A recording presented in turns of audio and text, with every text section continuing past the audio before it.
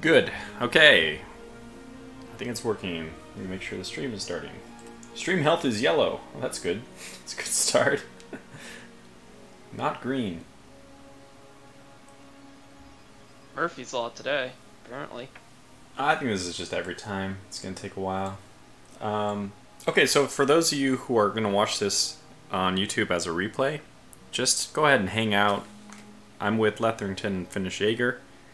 We'll be doing a multiplayer stream of Stellaris today, just to kind of talk about, well, to play the game because it's a blast, and then also maybe talk about the upcoming patch.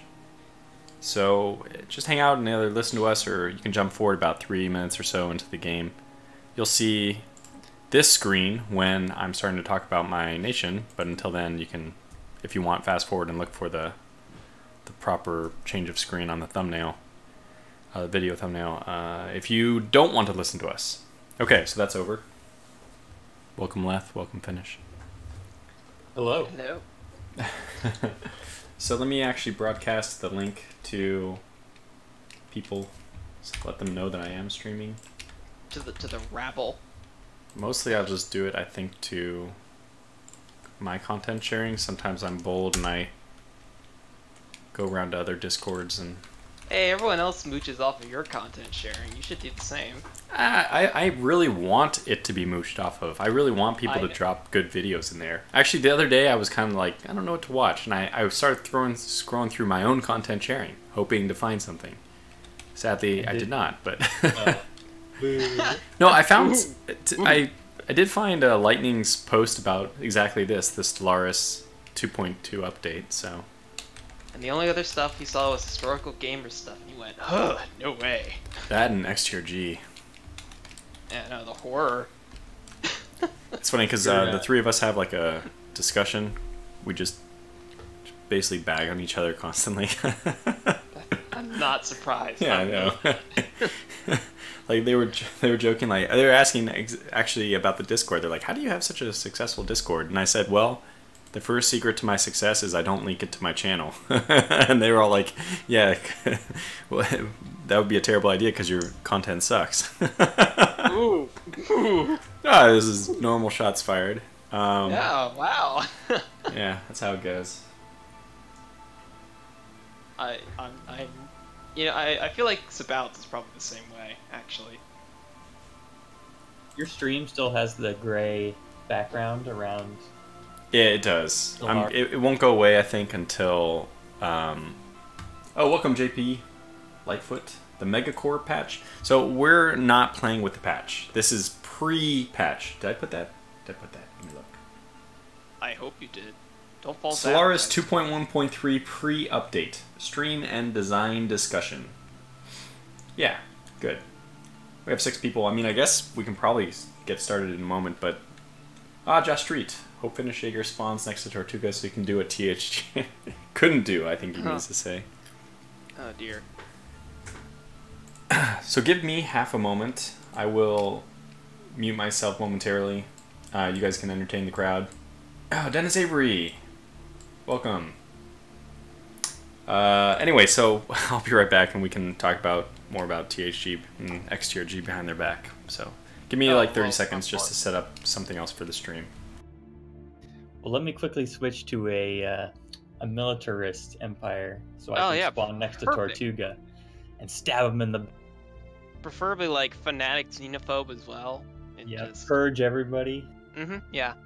I mean that's what you do, right? You betcha. Seriously though, what are your squid people that you're playing as here? I'm sorry if that's a derogative term. The squid people, excuse me. These guys, they are pacifist and spiritualist. Oh, wow. Yeah, I rarely ever play spiritualist, so I'm definitely giving them a try. This is your branch out? Yeah, I'm branching out, trying new horizons, actually. Get that space lingo in there. God. I wanted to pretend like these squid people, like the tentacles on their face are what gives them the sense of smell and taste. and like they so don't they're have like a mouth. massaging people with their tentacles. Yeah, basically, or they do have a mouth, but they don't have vocal cords, so they communicate telepathically. So that's kind of what like the tentacles on the back of their head are for. I guess like some sort of electric nodes or something. Yeah, sure. Just having fun. And I guess that makes sense, seeing as you're probably gonna go Psi, since that's what spiritualists are good at doing. Yep. Psionics are... oh god, psionics are so fun to play with in this game. They're also super dangerous, but that makes them even more fun. The thrill of accidentally inviting an embodiment of terror into the galaxy is that's just half the fun of playing as them. And it might not even been accidentally. You know, I had to do it to them. No, but these people, I picked agrarian and conservationist. So they're more one with the earth. They like to protect nature and the spirit of nature. So I'm back, guys, by the way. Oh. I just realized that I unmuted the stream, but I didn't unmute here. So I was talking and then you guys were talking. It was a big mess. But it's good. You guys were doing exactly what I hoped, which is talking about, what nations you're playing as. Leth, actually, can you describe what yours is? We'll go to you guys first. Yes, I'm playing as Econo Manufacturing. We are space dwarves that are all about manufacturing and making money. And we're not very militaristic. All we want to do is make a whole bunch of energy credits. And we're going to do that by making machine slave labor do it all for us. That's how we roll.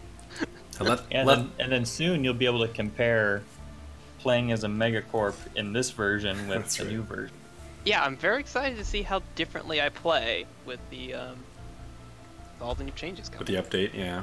So just to be honest and upfront about this, that none of the three of us are experts about what the new patch contains.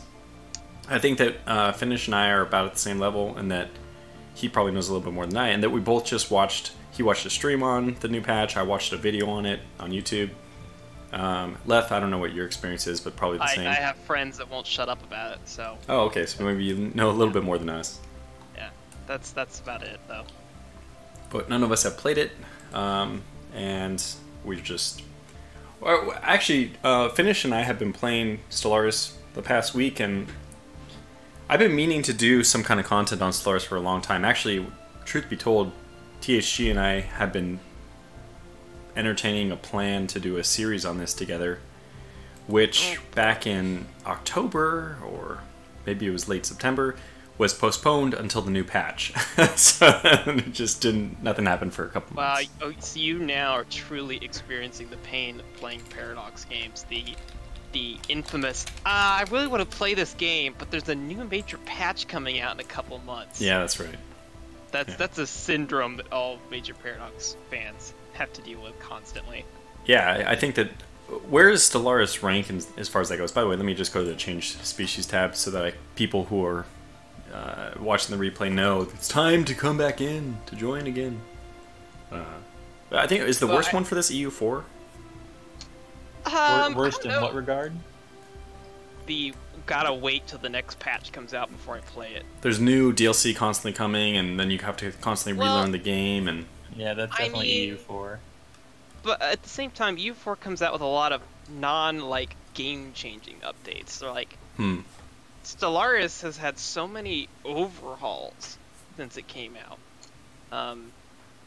Which I guess to an extent EU4 has had those as well, but they've been more spread out. Like Art of War came long after the game launched, and that was a huge overhaul of the game. Otagony says, I think Stellaris is going through significant enough redesigns on a regular basis that it probably comes out ahead. Yeah, I'm gonna go with him on this. Okay, so I see the point, and it's probably true, but I think that the fact that EU4 is so old and is still having this, it's not like they're ironing out kinks anymore, which I feel like is what they're really doing. This is what I would say the difference is. Stellaris is not ironing out kinks. They are ironing out kinks, whereas EU4 is just manufacturing new content. They're creating new something that they can sell. There's nothing wrong with that, but with the Stellaris new updates and all that, I feel like they're really actually trying to make the game good, or, you know, better or whatever, whereas EU4, they're like, we're going to continue to add to it, and that may not make it better. It might just make it, I mean, it should in some way make it better, otherwise you wouldn't play it, but it might make it better just because there's more to do, rather than making the base game better. Well, it comes to the original point, was not so much whether or not the updates were making the games better or not, but more that when a big update, when a new DLC is coming out for EU4, it's very rare for me to go, man, I want to play EU4, but there's something in the next patch I really need, so I'm just going to wait till it comes out before I play it. That doesn't happen often with EU4. It's like, oh, there's a nice change coming, or sometimes a bad change where they ruined part of the balance that I liked. Yeah. In fact, there's been more cases where I've been trying to finish a campaign before the new update comes out. Well, I'll talk about what... we'll get into the game so it's something more for people to look at besides just being a podcast, which is still... I'm fine with doing that, but probably people are coming here to see a stream, right? So let's... I'll just go through what my race, or species, I guess this species is. By the way, this border, gray border, I guess this is some bug. I found a bug! Speaking of ironing out the kinks. This should all be filled in and be full screen when we get into the main game. I checked, but for some reason this is windowed mode, not full screen borderless, which is probably what they test more often, and this is probably just the reason why that bug escaped. Nobody, or maybe this is by design that they don't care to fix it, or I don't know. Anyway, so I'm going to be playing as a Seraphim Runtime Collective. We're basically just machine intelligence, and I really like playing them as them mostly because I have this strong dislike being a min-maxer and wanting to control every little part of my empire. I have a hard time dealing with foreign foreign species in my planets. I hate that. I hate that they ruin my planet. And it's not even done. It's not that it's done actually pretty well in Stellaris. I didn't like it before I even saw what it was, but it's not even that bad. Still, I dislike it. I like to control exactly the people who are going to be on my planet, even if you could have technically a more optimal planet. If you had some other species which has huge resource bonuses, mineral bonus, working your minerals. I don't care. I just want my people and only my people, and the AI gives that. So the what are these traits? Unity, cohesion, and these are traits, right? I can probably the traits are logic engines. Traits, yeah. Those are the things under your government type are civics. Yeah, that's right. Okay, so the civics, I'll explain those in a second. So we have logic engines, superconductive, uncanny, and bulky.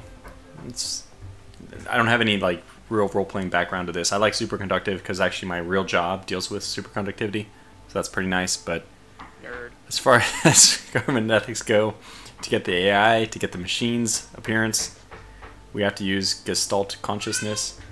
Ah, my daughter wants to say hello. Anyway, I went with the civics unitary cohesion and factory overclocking. Hold on a second. Oh, good job. You really insist on showing me this. Okay, so that's my civics, my ethics, everything, and I'm really happy about this species because I'm not like kill everyone, but I'm also able to. Yeah, thank you. I'm not restricted to like other people's species on my planets. I can kick them off. So that's the idea. Are you gonna put the drawing up on the fridge? No, she's now shutting my door. She understands I want to be. Actually, I don't even care. She sits here and watches, but it's whether you guys care. Autogony says, I hate it, but I've come to accept it as the state of the industry. Oh, this is in response to Finnish Jaeger, our own Finnish Jaeger, saying, I hate the excuse time limitations before release by like a game company because it's a problem they cause themselves. Finnish, you probably could have said that better. Oof. So it's almost no, I mean that you could have said it. Technically his first language. Yeah, what I mean is you could have just said it better than if I had said what you had written. You can say it better yourself since it's your original thought. You could have said that better, Tortuga. I also could have said that better. Let's stop saying things worse. Let's just get into the game. Is there anything I need to talk about as far as galaxy settings go? Pretty straightforward, right? We don't have abandoned gateways. We are lowering the hyperlane density, way lowering the wormhole pairs. We put it on captain difficulty, but lower the AI aggressiveness.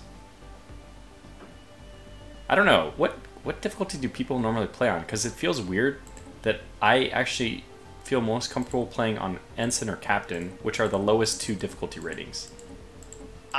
To be honest, that's usually what I play as well. But that's Commodore is the middle one, which is what you would think is normal, but no, it's like ensign or captain. It's more like easy, normal, than hard, harder, expert. You know. Yeah, like, I think you're right. I think we should stick with captain. We will. Okay, well, we can lower the mid-game start year, because we'll never get that far anyway. Yeah, this is fine. And since there's three of us able to work together, we should be able to handle it. I prefer the ring galaxy, because it makes it more one-dimensional rather than two-dimensional. Kind of like gives you very narrow corridor you have to cover for like moving. It's funny that we're talking about one and two-dimensional in space. Yeah. Yeah. The game As only we know, gives us space is a right. flat map where you can move from point to point. It's really easy. We have 2 fallen empires, 0 marauding empires, no advanced AI. But the reason I do that is it's easier since the game is essentially just a series of one-dimensional lines, right? It's just hyperlane. We're not playing in real space because in real space you can go from any point to any other point, and we can't do that, right? Yeah. But So you do it a lot slower, which is the thing about sci-fi. You can just go, no, hyperlanes where we can go super fast. Right. They create some. Well, yeah, everything's science We fiction. don't It's have all to fiction. Right? hypersleep to get everywhere. We're all in, right? Yes. Okay, starting. And plus, when you're in a star system, everything's on a level plane. Like, even with the ship design, like, all the weapons are on the top of the ship. Yeah, as, you're like, right. Assuming that all the ships are going to fight at a level playing field. Yeah, it's true. That's true. In this sense, it's as complex as Rule the Waves, or Yeah, you're not maybe even wrong. less complex because it doesn't have trajectory. You can actually have arcing trajectory hitting your belt versus your deck in Rule the Waves, but not in this. Everything's straight on. Yeah, you can not only can you get hit on either side of your ship, you can be getting hit top and bottom at the same time. You can be surrounded on 4 sides, not just 2. Are you talking about in Stellaris? Yeah. No, I mean, like in real sci-fi, you'd be able to. Oh yeah. Right. In real sci-fi, you could, but in Stellaris, I don't. I think it's just. No, it's completely. There's no sides to like, the ship, really, right? It's just. This is EU4's map, just with. Yeah. The background has been painted black and with little dots. That's. Yeah. Well, it's still just a map. I am at the, I would say, 10 o'clock position on the very inside of the ring. Yeah, I'm Oh. spying on the stream. Yep, there you are. Mm-hmm. So just to give you guys an idea. Well, be on the lookout because I'm going to be invading. Apparently, when I got paid off. Apparently, at some point, my Civ, I must have edited it and then saved. I removed one of my Civics and never re-added it, so I'm currently... You're playing with Civic down? Yeah. Which eventually, after 20 years, I can get one. I can Oh my fill it gosh. back up. But, you know, that's just my luck. Yeah, it's a bed that I've made, and I'm gonna lie in it. Yeah, that's right. You did this to yourself. Yep. I started in a triple star system, and I wish that you could name the other stars in your star system, but they're all like A, B, and C. Like, you think, I don't know, just thinking too deep that while your people grow up, you've given each star a name in the sky. Yeah. You should be able to rename the stars. Not individually. It just renames the entire system. A, B, and C. Like, you would be able to call one, like, hot, and the other one, like, icy Less cool. than- Yeah, or, less you than know, hot. clever nicknames, not like what I said. but Yeah, just renamed the entire system. Especially as a spiritualist. oh Space man, Empire, three stars in the sky. You know, that's something. That's foundation for religion, right? Finish. What were you complaining about the other day that you had a size whatever planet? Oh, my starting planet was a size 16. That's the smallest you can get. I believe that's correct. That is the size of my planet. Hooray! So frustrating. Yeah, it is a little frustrating. I suppose it's supposed to make up for it by putting other planets close by that are... Well, it doesn't make sense with robots because we can live on any planet. So it doesn't even matter. You can live in the water if you wanted to. Don't mind me just sitting on my size 25 Gaia world. Oh, yeah, that's right. Life seeded. That I can never leave. And that's where you'll stay. And the fact that I don't have my corporate dominion is really going to hurt my early game here. Well, the idea is I don't think it'll get this far, by the way. No, I mean, I don't care. I'll deal with it, but I'm just like, oof. Ouch. Yeah. Luke Smolder says, plays a space game, wants one-dimensional. It's true, though. This is already... Okay, it's one-dimensional, right? Because every line just connects 2 points. The fact that you can have 2 lines connected to the... I mean, 2 points connected... Sorry. 2 really different struggled points connected to a third point just means that they're like... I don't know. Mathematically, I can't describe it very well, but you can think of this Stellaris as just a one-dimensional game. I mean, if I recall, Sins of the Solar Empire has a similar problem, where it's actually just a one-dimensional map as well. I believe it. I mean, this is one-dimensional. Yeah. Kind of, not really. I guess there's distance-wise. Yeah, I guess you can say it's not, but whatever. Don't get into the math, please. All right, I'm ready to go, so we'll unpause and go fast.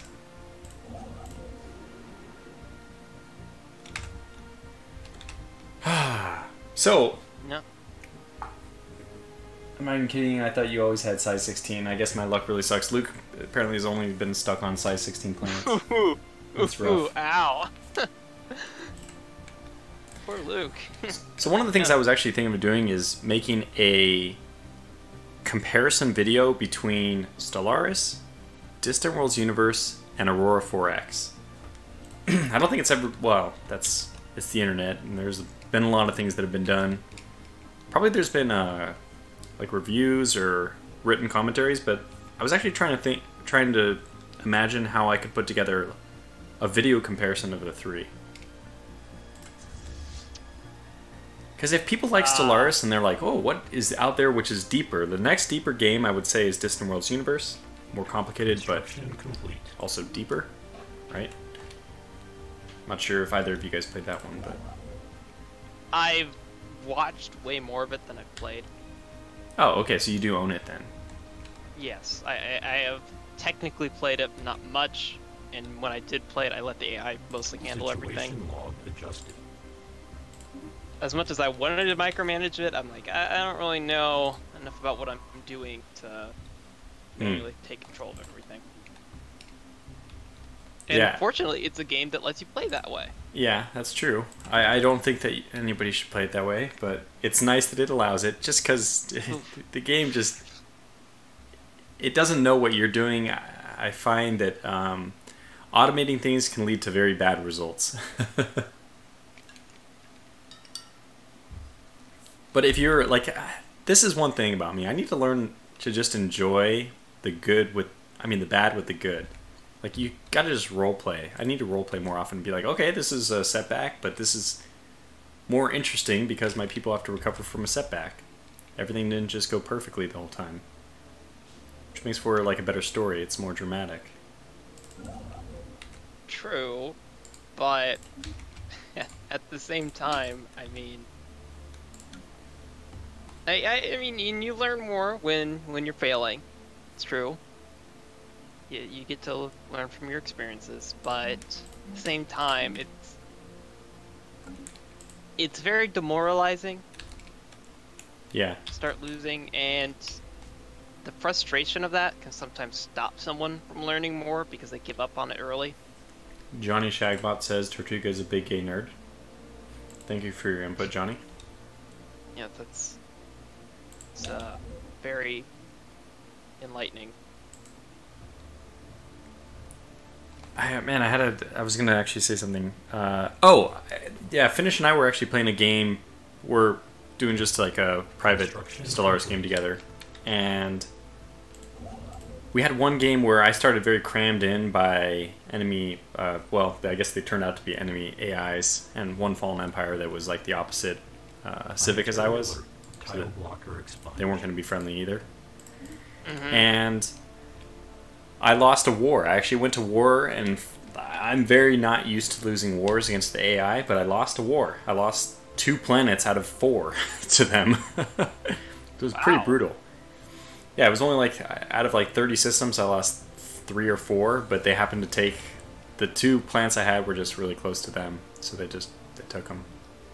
Anyway, at first I was like, we just need to start a new game. But then afterwards, well, actually, almost immediately, I was like, you know what, I can play through this. This will be a fun challenge.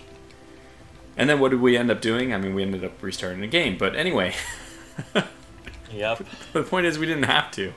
I would have been comfortable playing on and using it as some kind of setback that is fun to recover from. Now, at the same time, there are situations where, for example, you spawn within the borders of a xenophobic fallen empire, and at that point, you just restart. You just in the borders? Because, yes. It can happen? Well, like, they can end up owning all the territory around you, so you're completely surrounded. And they will just declare war on you and annex you pretty much immediately. I'm going to go up to fastest. I don't know if we can handle it, but we'll see if we can. Hey, you're welcome to try. We're going to go for it. Oh my gosh, things happen so fast. I'm not going to be able to min-max as well.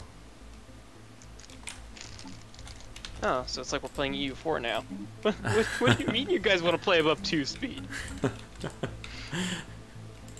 I've gotten pretty good at moving at a faster pace for Stellaris. I think, honestly, that there's not as much you need to be doing at a single time with Stellaris. So it's easier to move. There's less micromanagement, absolutely.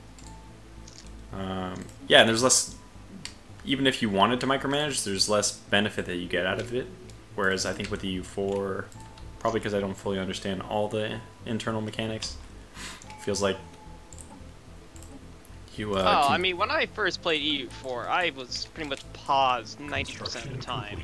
So, for sure, I understand where you're coming from. Luke Smolder's There's also... no way I would have played at 4 or 5 speed all the time like I do now. Absolutely not. Luke Smulders also was surprised that you could actually have that happen to you. Yeah, yeah. It's just impossible. It does. I think I've seen something similar, though, where somebody was stuck on part of the unit. This might have been before they changed the way the hyperlanes worked, and they were stuck in an area. They were hyperlanes, and they were stuck in an area where you needed non-hyperlanes to get to the rest of the galaxy. Construction complete. Anomalous surface variable detected. Like, they were stuck. It wasn't connected. Not all of the galaxy was connected. Is that possible? Not anymore, I don't think. Right. But was it possible, or am I just not remembering correctly? Usually, now that it's all hyperlanes, sometimes there will be kind of one hyperlane that connects to an area, but there has to be a connection to pretty much everything. There are areas that you currently can't get to, like what's that sector called that's out there? Augmentations completed. You have to like use the L gates or whatever to get to. Yeah, there are a few systems I know that are off limits. But you can't spawn in those as far as I'm aware. So I've never seen it happen.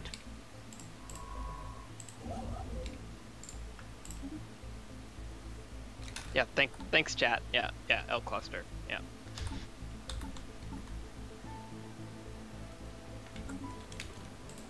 So I didn't actually hear where you guys are located. Oh, because we never discussed it. I'm at the 2 o'clock position. Okay, you're pretty far away. I'm about 5:30. Okay, wow. So we're really actually players distributed worked. Construction. The most recent game Finnish and I were playing, it was players distributed, and we were like, one was at 1 o'clock, the other was at 3 o'clock. It was pretty close.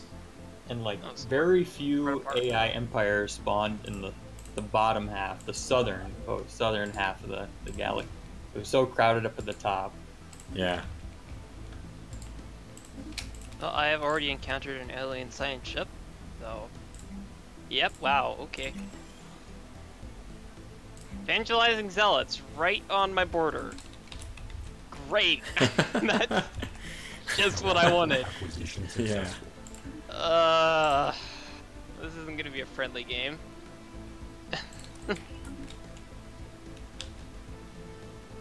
Yeah, that's wonderful. Especially since I'm a materialist Technological acquisition successful. and I'm fanatic materialist xenophile. They are fanatic spiritualist xenophobe. We are exact opposites Wow. in every way. Oh, that just figures. Okay. Well, I'm a Gestalt consciousness, so we're not really going to get along from that point of view. You'll get along with me. Do I? You will, because I'm fanatic materialist. We like robots. Construction Oh, okay. complete. Yeah.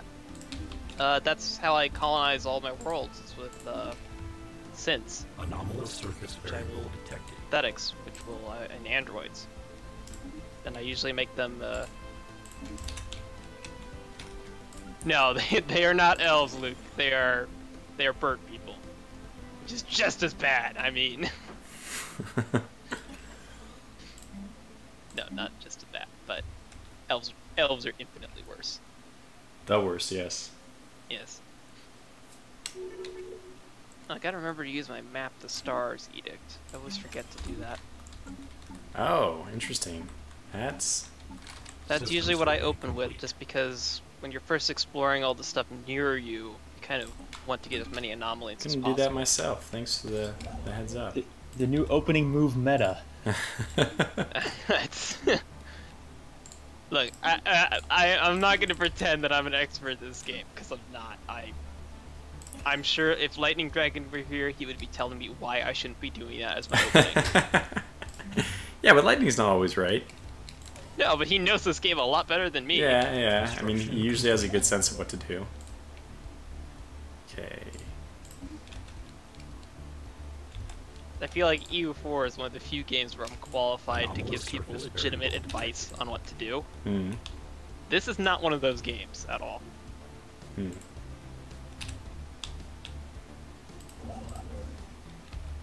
Oh wow, got automatic exploration right away. I'll take that. Because I'm did lazy you- and I like to auto-explore. Construction complete. It's funny, I'm the exact opposite. I really like to micromanage my... So much so that in Distant Worlds universe, I would micromanage their individual path to explore a system. You could do it in the Stellaris too. Like, I'll pick the planets which are faster. I think it just goes inside most to outside most in Stellaris, but Yes. technically you could pick like, oh, the 4th and the 8th planet almost align, so I'll go to those first before I go over to this other one. It's the kind of thing I would do.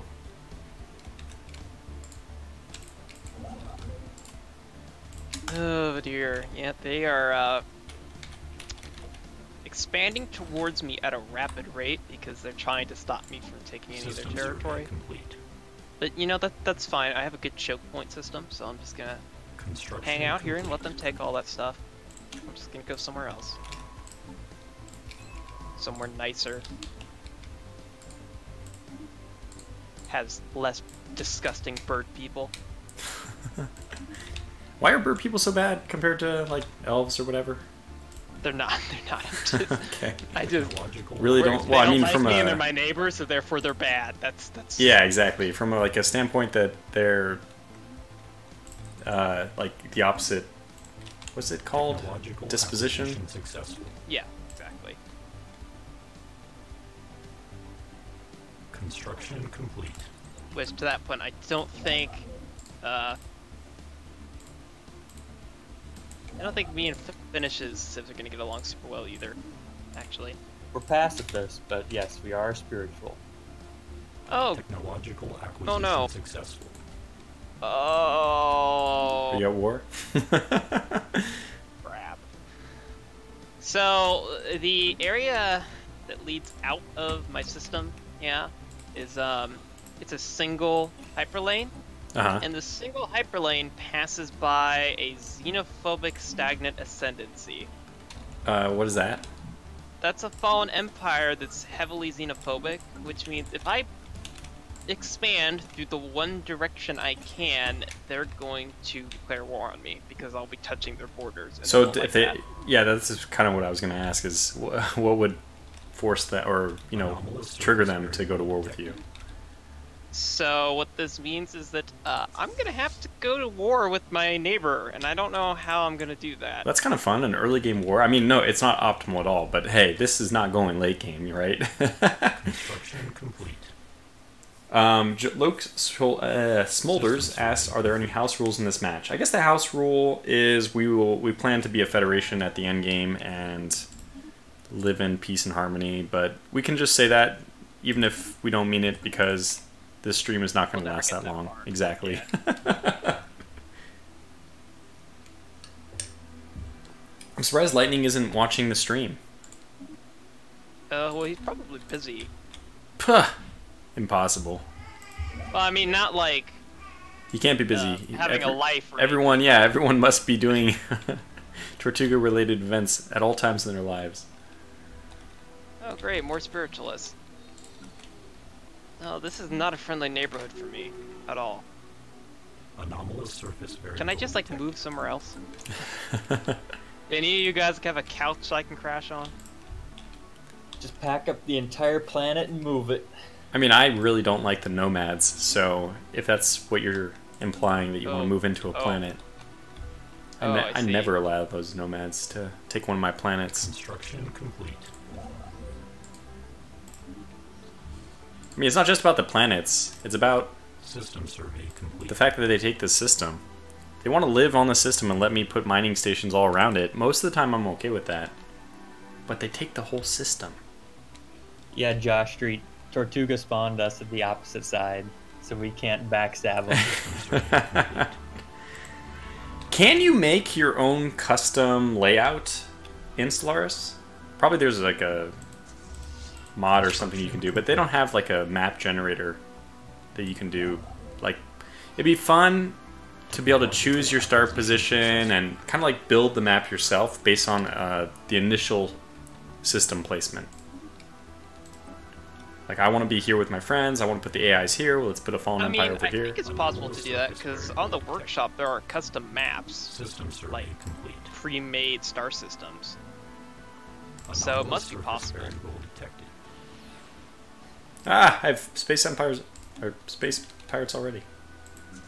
Where did they say they were? I never pay attention. I'm just gonna guess they're going here. Alert. Hostile fleet. Oh assets no, detected. they're here. Okay, are we fighting them? Construction complete. Where the hell did they come from? Go to war. Go fight, stupid people. I think the only thing I'm going to have going for me here is that my homeworld is going to absolutely be better than theirs. Anomalous surface. Never Oh mind, they yeah, are you probably will also- win. Never mind, because they... Are also life I seeded? think they have the exact same trait as me because they're living on a size 25 Gaia world. Oh, okay. Well, crap. That's not ideal. Technological acquisition Oh successful. no. This is bad. I gotta say, playing on very fast, this is challenging. Anomalous surface variable detected.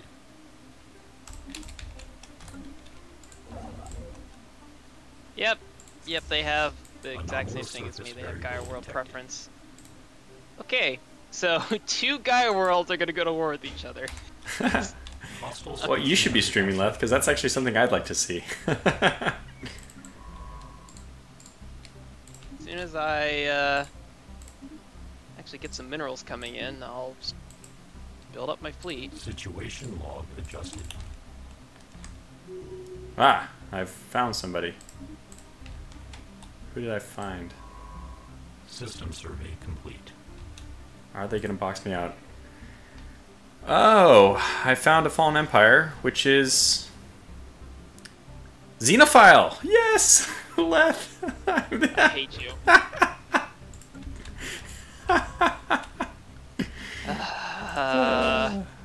Amazing. How the tables have turned. By the way, I mean, this is obviously not like me at all to have good luck. No, it's not. That's true. So it's probably only because this will be a very short game that RNG's like, look, we give them good RNG right now when it doesn't matter. You can't complain about it. So we can screw them over later. Exactly.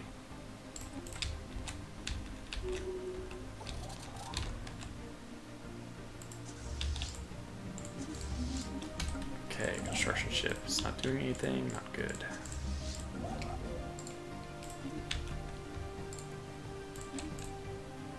Anomalous surface variable detected. 15. Man, there's no... I'm not only am I stuck on a really small world, the largest world around me is an 18. This... Okay. It's not amazing. Fanatic authoritarian militarists. I've run into another people. Are they friendly? Well, they're fanatic authoritarian militarists, so... Ah, so that would be a big NO. Gotcha. They're more of the Probably could be we're worse. going to conquer you types, I guess. Just make do with what you can. I can't be bothered to read these pop-ups.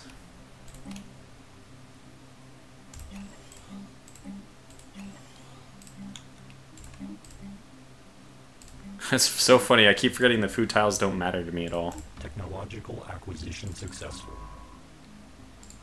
Oh, okay. They closed their borders. You're supposed to be xenophiles, big jerks. There's still a fallen empire. They have to like you to let you in.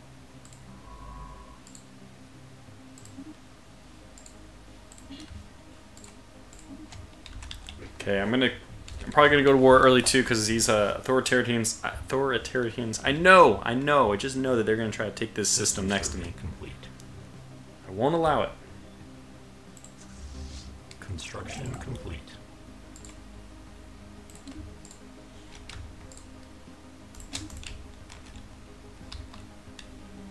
Oh shit! I've been sitting on undone research for a while. Oh no! Tortuga's worst nightmare. It really is. I know.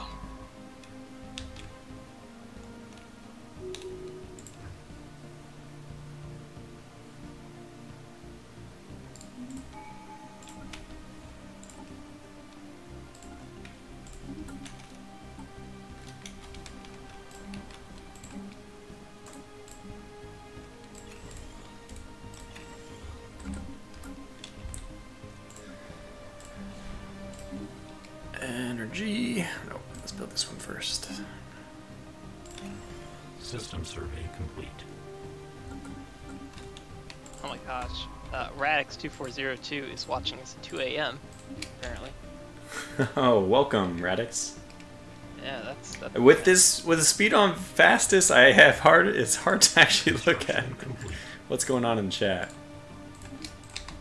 You know, if you need to slow it down, you are welcome to. You don't have It's to more run it entertaining, at right? speed.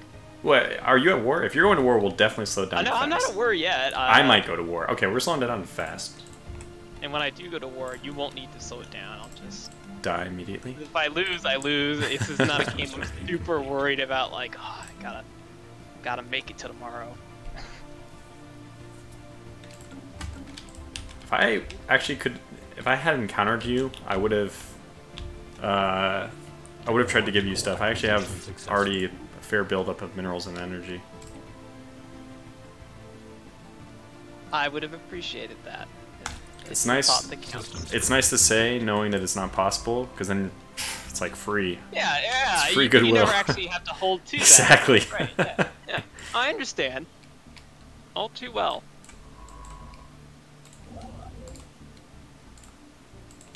Yeah, that's it. I need another construction ship. It's time.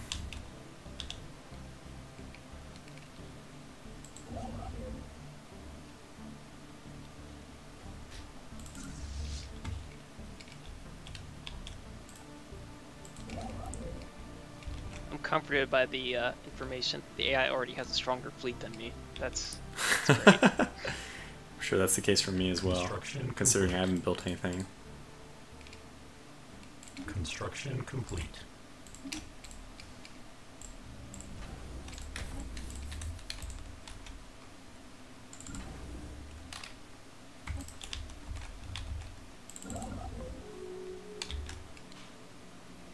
Oh, there we go. Size 22 planet. Well, it didn't take the Alvathari Stellar Imperium to decide to close their borders. Might have something to do with me taking the getting border friction. I can't imagine that would have anything to do with it. Yeah, you're right. What was I thinking? Yeah. Zero That's contribution. silly talk. Yeah. Radix says it can only be a good day if you wake up at 2 a.m. and Tortuga streams. Wow. So it's not just that he's up at 2 a.m., it's that he woke up at 2 a.m. It's pretty And then that he impressive. saw you were playing. He's like, oh, I know what I'm going to stay awake for. Well, I interpreted it as, you're probably right, but I interpreted it as this is when he wakes up, 2 a.m., like military. He's in the military, whatever, wakes up at 2 a.m. This is his normal time to wake up. His profile picture is a cat, so he's just awake and asleep at all times of the day. Sounds like me. Could be true for me too. I guess once you have a kid, you're never really fully awake ever again after that. Just in various stages of tired and sleeping. It's so depressing sounding. Luke Smuller says he has an alarm set for Tortuga stream. Yeah, he might get an email, and who knows? He has created some sort of alarm app. I'm gonna rival these guys. I could really use... They're not gonna like me anyway, and I could really use... Influence. Yeah. Yeah. Take that. I have not rivaled the other spiritualists because currently it's the only way my science ships can go. So I'd like them to keep their borders open if possible. Construction complete.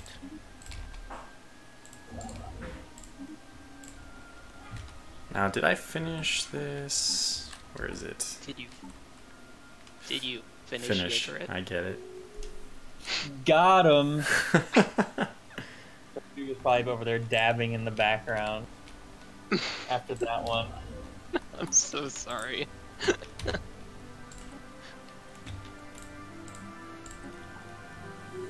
The next hardest thing is to decide where to put my...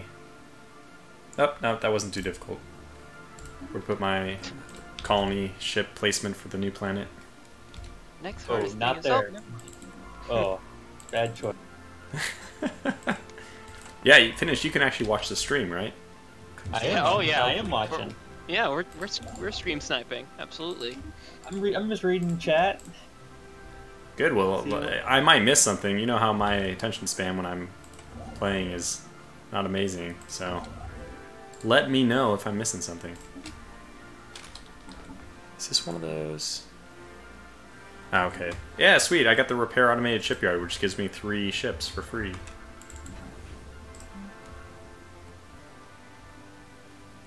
What do I want? Finish. What do I want this station to have? System survey Which one? complete. The one I just built, bordering the. Kara stuff? I don't know. I usually put some gun batteries in there. That's what I was thinking of doing.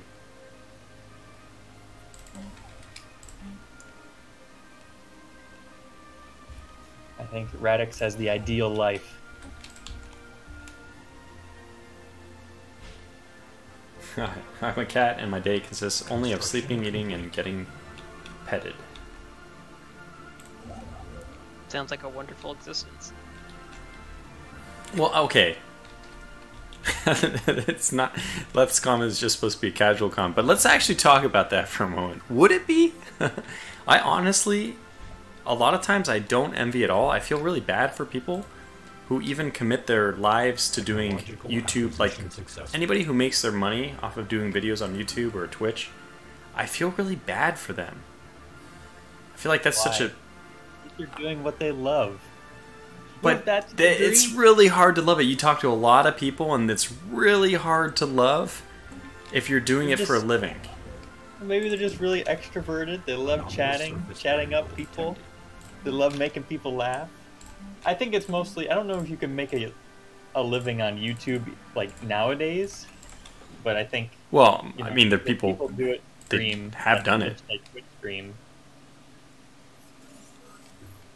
I can't. I mean, you see how if you ever watch one of Quill 18's Twitch. Yeah, stream, Quill is different. I don't feel bad for him because I think that yeah, exactly. he's in a good state of mind to do it. But I think a lot of people have gotten into it and then they realize it's not as fun as they thought to be forced to do this every day. It takes it. You know, you have to be prepared for that. Luke says you must be dehydrated because Radix didn't mention hydrating. Oh, drinking. Just eats, sleeping. Maybe he's eating very moist food. He's eating cat ice. food, right? Yeah, he's got the wet cat food instead of the dry. Construction complete. My cat always preferred the dry stuff, but her last few years we had to switch it to a wet food diet, and she was not happy about it. Really? She preferred dry food over wet? Yep. Huh. She is very particular about food. She'd only eat like certain shapes out of them as well. You Wow. know, the same. But she's like, no, she only likes these ones. So we'd always have like half a bowl of cat food left. That's funny. If it's not star, I ain't eating it. It was exactly the star shape that she liked. Yep. Huh. Interesting. She was a very strange cat, but You know what chat would love to watch us play? Tabletop Simulator, for sure. Oh my gosh. Press 1 in the chat if you want to watch Secret Hitler. oh god, we need a lot more people for Secret Hitler. Wow. There's Yeah, there's a we lot will. of people in there. Just the ones. Immediately, I'd have started off. We're up to 2 people. out of the 13 in there. Let me log into my alt account. Oh boy. Alright, so originally at some point we were talking about Stellaris game design. Finish, I want to ask you, I want to pin you down on this. Uh-oh. You've talked a lot about potentially things that you think would make Solaris better, like improvements. Yes. Would you care to share any of those? Could you share those with the class, please? No. No, mostly I just, which right now what I think that the update will solve is to give players more options when you're not at war. So I think better planet management, better population management, better kind of like specialization of your planets, you know, better just surface tile management and buildings. I think from what I've seen, the update is definitely a significant improvement. Anomalous surface Yeah, that kind of stuff. Because I've always felt that Solaris, in a way, is, you know, a mile wide and a couple inches deep. It looks impressive, but the game kind of tricks players into thinking they have stuff to do. You're kind of just sitting around most of the time and watching the game play itself. So It's pretty intelligent commentary, I'd say. You actually wrote up a very detailed, deep reflection on what would make the game better.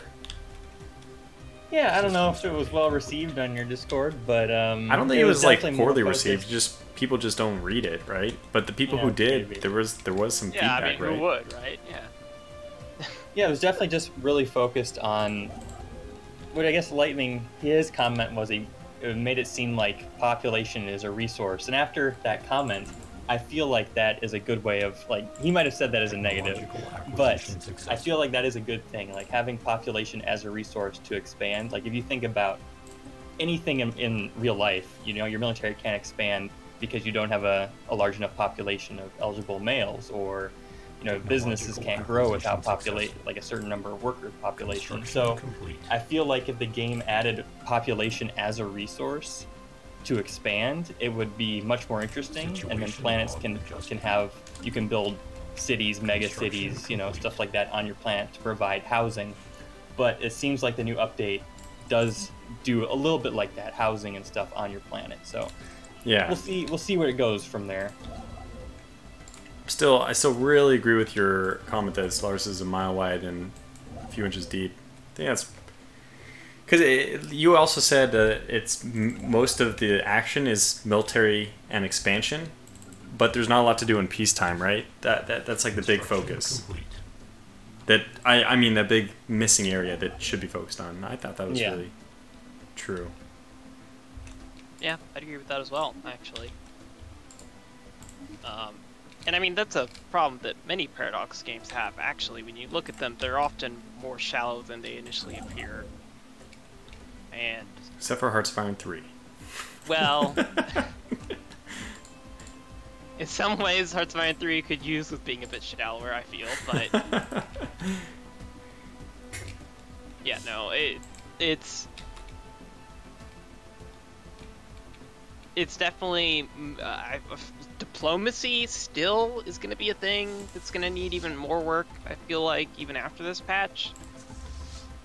Like, I still don't really like the way the federations work, and they're getting better in the next patch from what I recall, but I don't know, it's still doesn't feel oddly enough, one of the better experiences I've had with diplomacy, and I never would have said this years ago, but Civilization 5 with all the DLC, I've had some really interesting diplomatic dynamics from that game, especially when you get to the late game and everyone has different ideologies and people start forming into like camps of alliances based on their ideology.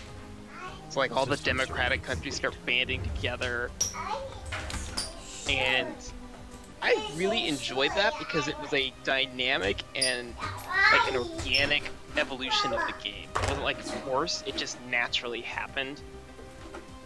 And I really like that, and I've not quite had that feeling in a while. Oh, baby's here. Yeah, she infiltrated. Yes, like the Spetsnaz officer she is. I mean, kids are surprisingly sneaky when they want to be. Mm-hmm.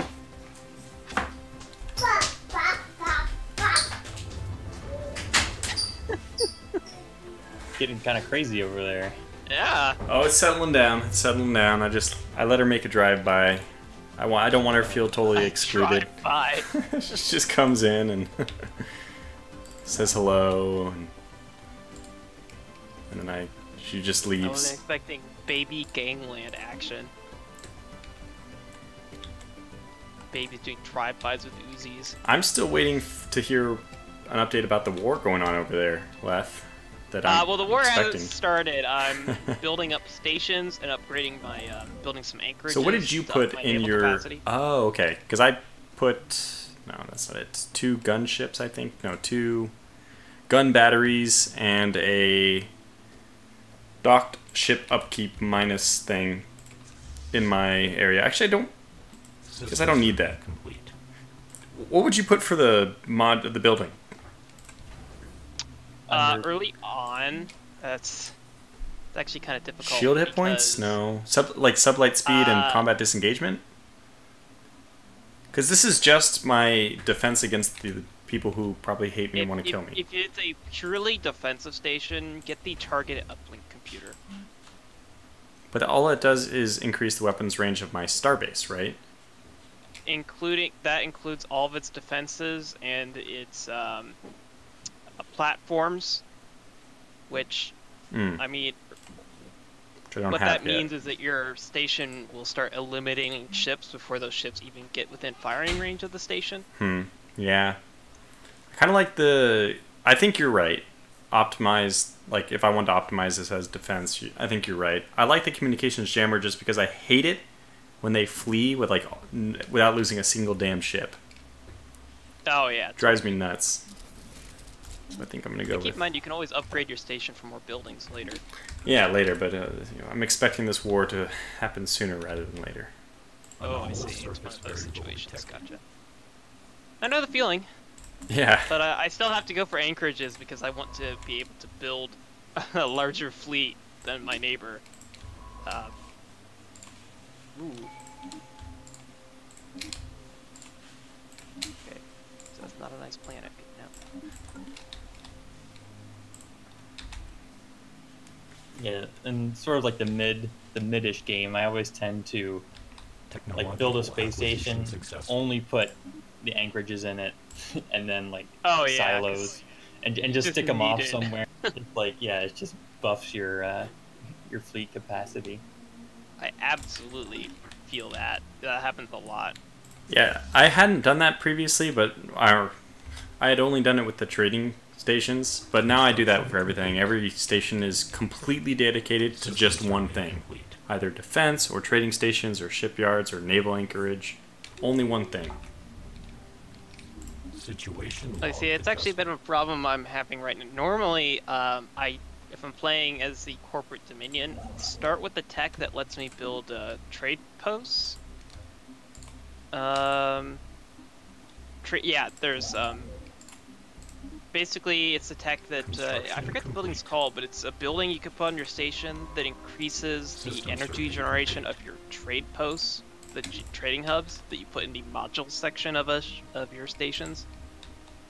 So normally I'd be making a bunch more energy credits than Right. which has set my economy back a bit, but the thing is, because of the situation I'm in, I'm not sure I'm really that focused on the energy credits right now. Let me just ask you, Leth, is your home planet size 16? Because I really find this is limiting me quite a bit. Yeah, that would limit you a lot, wouldn't it? Yeah. Certainly feels that way. Downside is you can actually colonize planets. Yeah, that's true. I can't do that for a long time still. Yeah, I have my eyes on a size 18. I have to get androids before I can do that. Wait. Oh, right. Because machines don't care. Colonize. Oh, robots I see. Can't colonize, androids can, and they don't care where I put them. But I'm a machine and I can, but that's just a special thing. Yeah. Okay. Well, I mean, like, because there's different types of robots. There's robots, androids, and synthetics. Uh-huh. Robots are too dumb to colonize a planet. So I'm a synthetic then. You're a synthetic, yes. Got it. The terminology, yeah. So I think this is all Stellaris created. Yes. Well, there's some overlap with other sci-fi there as well. Yeah, okay, that makes sense. But a synthetic life form is a life form that's synthetically like an intelligent person. You know, it's like almost indistinguishable in terms of intelligence. Huh. Yeah, the market system there, Luke, looks pretty good. Buying, selling materials. I am so excited for that. I think they just took that right out of Endless Space 2, though. Because Endless Space 2 has done that pretty well. I don't know if you guys have played that. I don't know if it's that different. Doesn't Sins of a Solar Empire have basically the same Okay, you're right. It Which might came be pulled first, Sins of the Solar Victoria. Empire or Endless Space, the original? Sins? Probably Sins. Sins came before Endless Space 1. Okay. Sins, the original Sins is quite old. I mean, not that trading systems are, like, new to Sins of the Solar Empire. They've been around for, yeah. I don't know, since Settlers of Catan. I'm just saying, Stellaris, Endless Space was hardly the first game to come up. Yeah, you're with right. Project complete. But I'm not to talk down to Endless Space. I like Endless Space 1. I played it a lot. Actually, I didn't like Endless Space 1 A lot of people didn't. Yeah. And I thought Endless Space 2... I'm only gonna hold it against you a little bit, don't worry. I think Endless Space 2 is okay. I wouldn't say it's... it's a good 4X game, but... I guess when I have only limited time, I prefer better than just good. Like Stellaris I would consider a great 4X game. And it's funny to say that because we're talking about all its flaws, but I still do consider it really great. And what's more is the foundation of it, the way it's built. You know, the mile-wide portion, or like the graphic interface, the first, like, the very basic things they do really well. Mm-hmm. So there's a lot of potential. The exactly, game has a lot of exactly. potential. They just have to try to realize it. And as a player, you have to find that game that realizes the potential that you want. So. Yeah.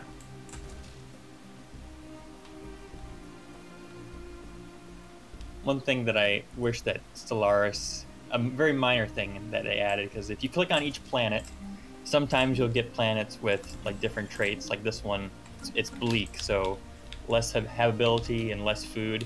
I wish there were more of those across so many more planets, like more traits for planets to make the planets feel more unique. That's pretty much a mod that I It should be a slider. They should just have a slider for it where how diverse do you want to make things? Yeah. Speaking of, I think the mod is called planetary diversity. That's Good. Well done. That I know I've talked about this with Tortuga before, but just being able to terraform planets maybe in a star's habitable zone, or being able to build kind of like just structures on planets that are airtight, because that's kind of something that we as a people have technology to do already.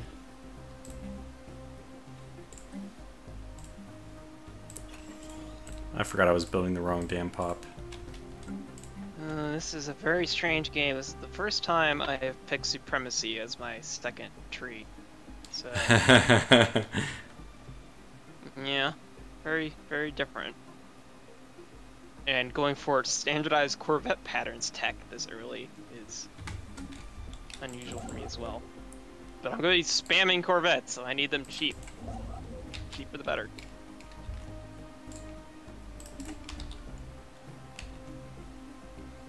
Well, I think my start is I can't really expand. I'm having like not quite your problems left, but I can only expand in one direction because I'm locked in the west and I'm locked in by that fallen empire in the north. Oh, never mind. I'm apparently in contact with someone else. Yeah, I mean, at least you can still build some star bases, I guess. Yeah, I don't feel too I bad. can no longer do that over here. As in, reached the extent of my empire. I can't build anything else. Wow. Because if I build the one spot next to me, that empire will declare war on me, the Fallen Empire. So, I literally just can't go that way at all. He literally can't even right now. I can't even, like, oh my gosh. Situation log adjusted. I accidentally built one damn robot of my old model, and now it takes 570 science to upgrade it. Are you kidding me? Can I just kill it? Wow. That got dark quickly. I mean, can I just kill him and then just rebuild him? We will rebuild him. Can I make just him put better? Down?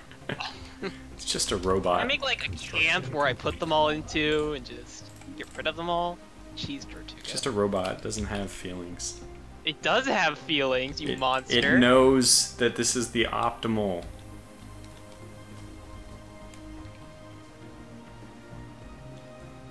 Radix says, I haven't been reading the chat, but let's look at this. With the slave market, I think they gave the slaving empires a pretty good addition. Yeah, I haven't actually played the slave empire stuff, so maybe something needs to be developed there. I don't know. And then he says, and with the Ascension perk, Nihilistic Army, I think it's called, is now not completely useless. Nihilistic Acquisition. What is Nihilistic Acquisition? Can't remember what that one does. Let me use the power of the Stellaris wiki. The internet. It'll never fail us. Because I don't really play as the machine. I don't play as slavers either. I'm too wholesome. System survey You are. complete. Yes, you're a lovely little teddy bear. Thank you. That it's where you can raid planets and you Oh, abduct yeah. their population. Yeah. Kidnapping. Abduct pops instead of killing them. Situation log So it's adjusted. enforced slavery when you attack a planet, basically. The synthetics can do that too, but they basically just they recycle the people right away as Unity. No, actually you can just take them and put them on your planet too, right? I can't remember.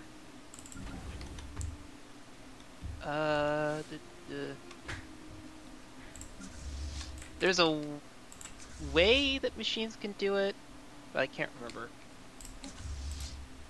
Oh, I need a new tech.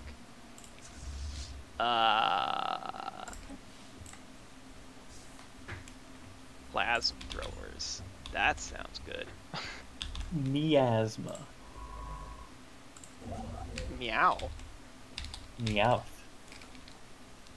Meow, that's right. Not sure what's going on here. Don't worry about it. Oh, I watched, on a very off-topic note, I watched Pokemon subbed for the first time, not dubbed, and it was so interesting to see like the Japanese, like all the Japanese names for the Pokemon and like the names for the that's characters. weird. It was really fun to watch. I'm struggling even imagining what that would be like. Wow, yeah, because I grew up watching the dubbed version, so. System Yeah. survey complete. Huh. Do you remember any examples off the top of your head of like some of the different names? No, Okay, well, I tried. not ones I'd be able to pronounce. Understood. I had to ask. Yeah, but I think Ash's real name is like Satoshi. That makes sense. Yeah, okay, I'm not It was- surprised by that. It was just funny when they were like throwing out Pokemon, and it's like you're like, oh, that's a Growlithe. It's like some other name, and it's like, oh, this is pretty funny. I know very little about Pokemon, but at least I can understand the language side.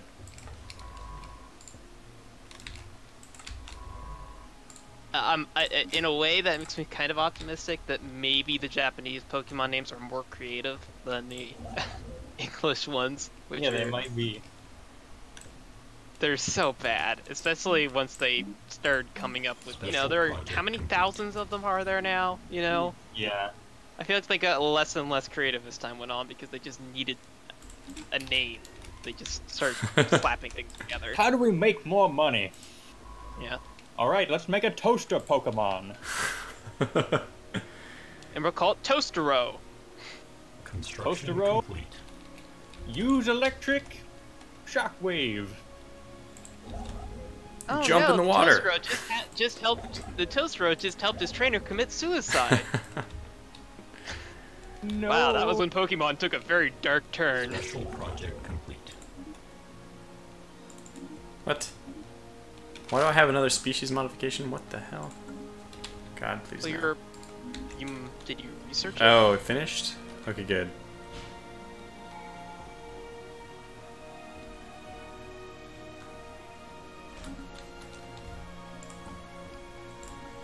I actually went negative energy for a bit because I was building too many mineral mines.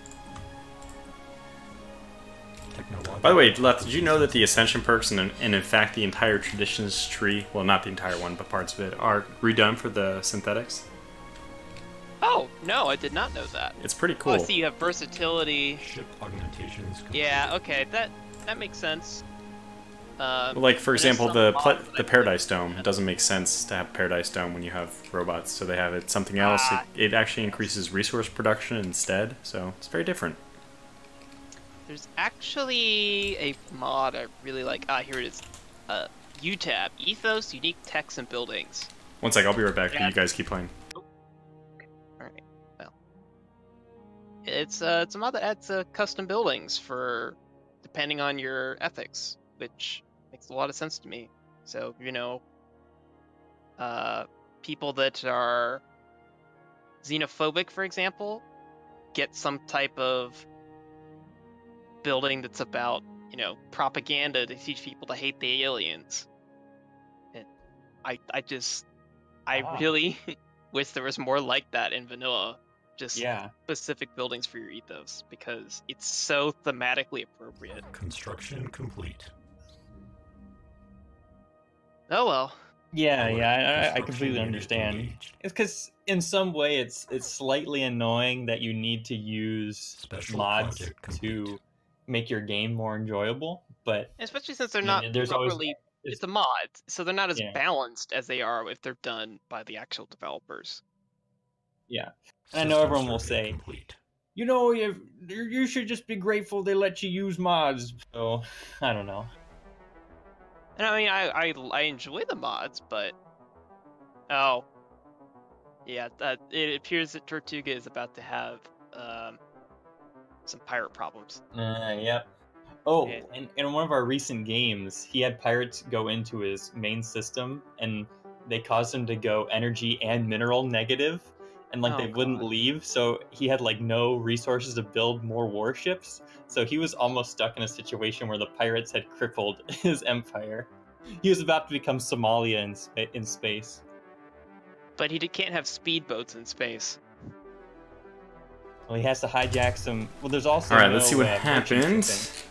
can't hijack Apparently the you're merchant having ship. pirate problems. Having what? Pirate problems. Oh yes, I'm having pirate problems. It's nothing I can't deal with. Where? But they haven't done anything yet. Ha! I do have a lot of inactive people, but that's fine. Oh my gosh. I was just going because they're gonna leave for a bit. So I was going to wish them farewell and all that. So you're about to be free. Well, yeah, I mean, for a very short amount of time. But although I don't expect the stream to last too long today. I mean, maybe another Yeah, I'm not surprised. just 2 hours total or something. But in theory, this is something we could continue or actually start afresh next week with the new update. Oh, you bet. Although I won't have the DLC itself. Leth, are you completely up on all the DLC, Stellaris DLC? I have everything but Megacorp. Okay, so and are you planning to buy it this week? Absolutely. Okay, well then maybe we can play next week. You can host. We can make You know it me, I'm the Paradox whale that buys everything. Luke, Radix, anybody else in the chat, probably Lightning. I mean, we can ask if anybody else wants to join. You know, Radix really likes the DLC policy, Is that? and I know he's being serious. I actually. So yeah. so I'm about to say that I do not like the DLC policy and do not own any Stellaris DLC because I like buying a game once and being able to play said game and having fun. Now they do update it still, right? At finish. I mean, so what's your thoughts on the difference between the free updated version and the actual stuff you have to purchase? You know, free updates are always fantastic as long as they don't break stuff. But yeah, They do have that, right? I mean, the Solaris stuff is updated for free. Part of the content is always free, and part of it is restricted behind the DLC. So you just, like, for example, if you don't have whatever DLC lets you play as the Machine Empire, the Machine Empires are still in the game, you just can't play as them yourself, so you get the DLC. But the game isn't made unplayable by it, it's just that you can't experience that portion until you purchased it yourself.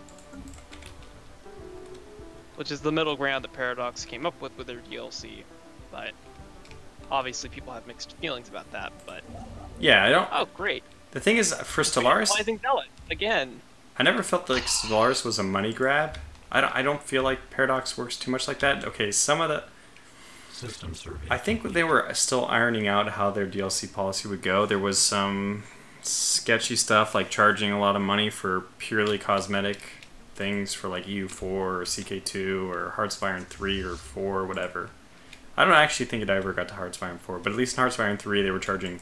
They made so many different... Oh, here, this one pack which costs $5 adds in a few custom ships for the United States. I'm not sure that's custom sprites. worth it.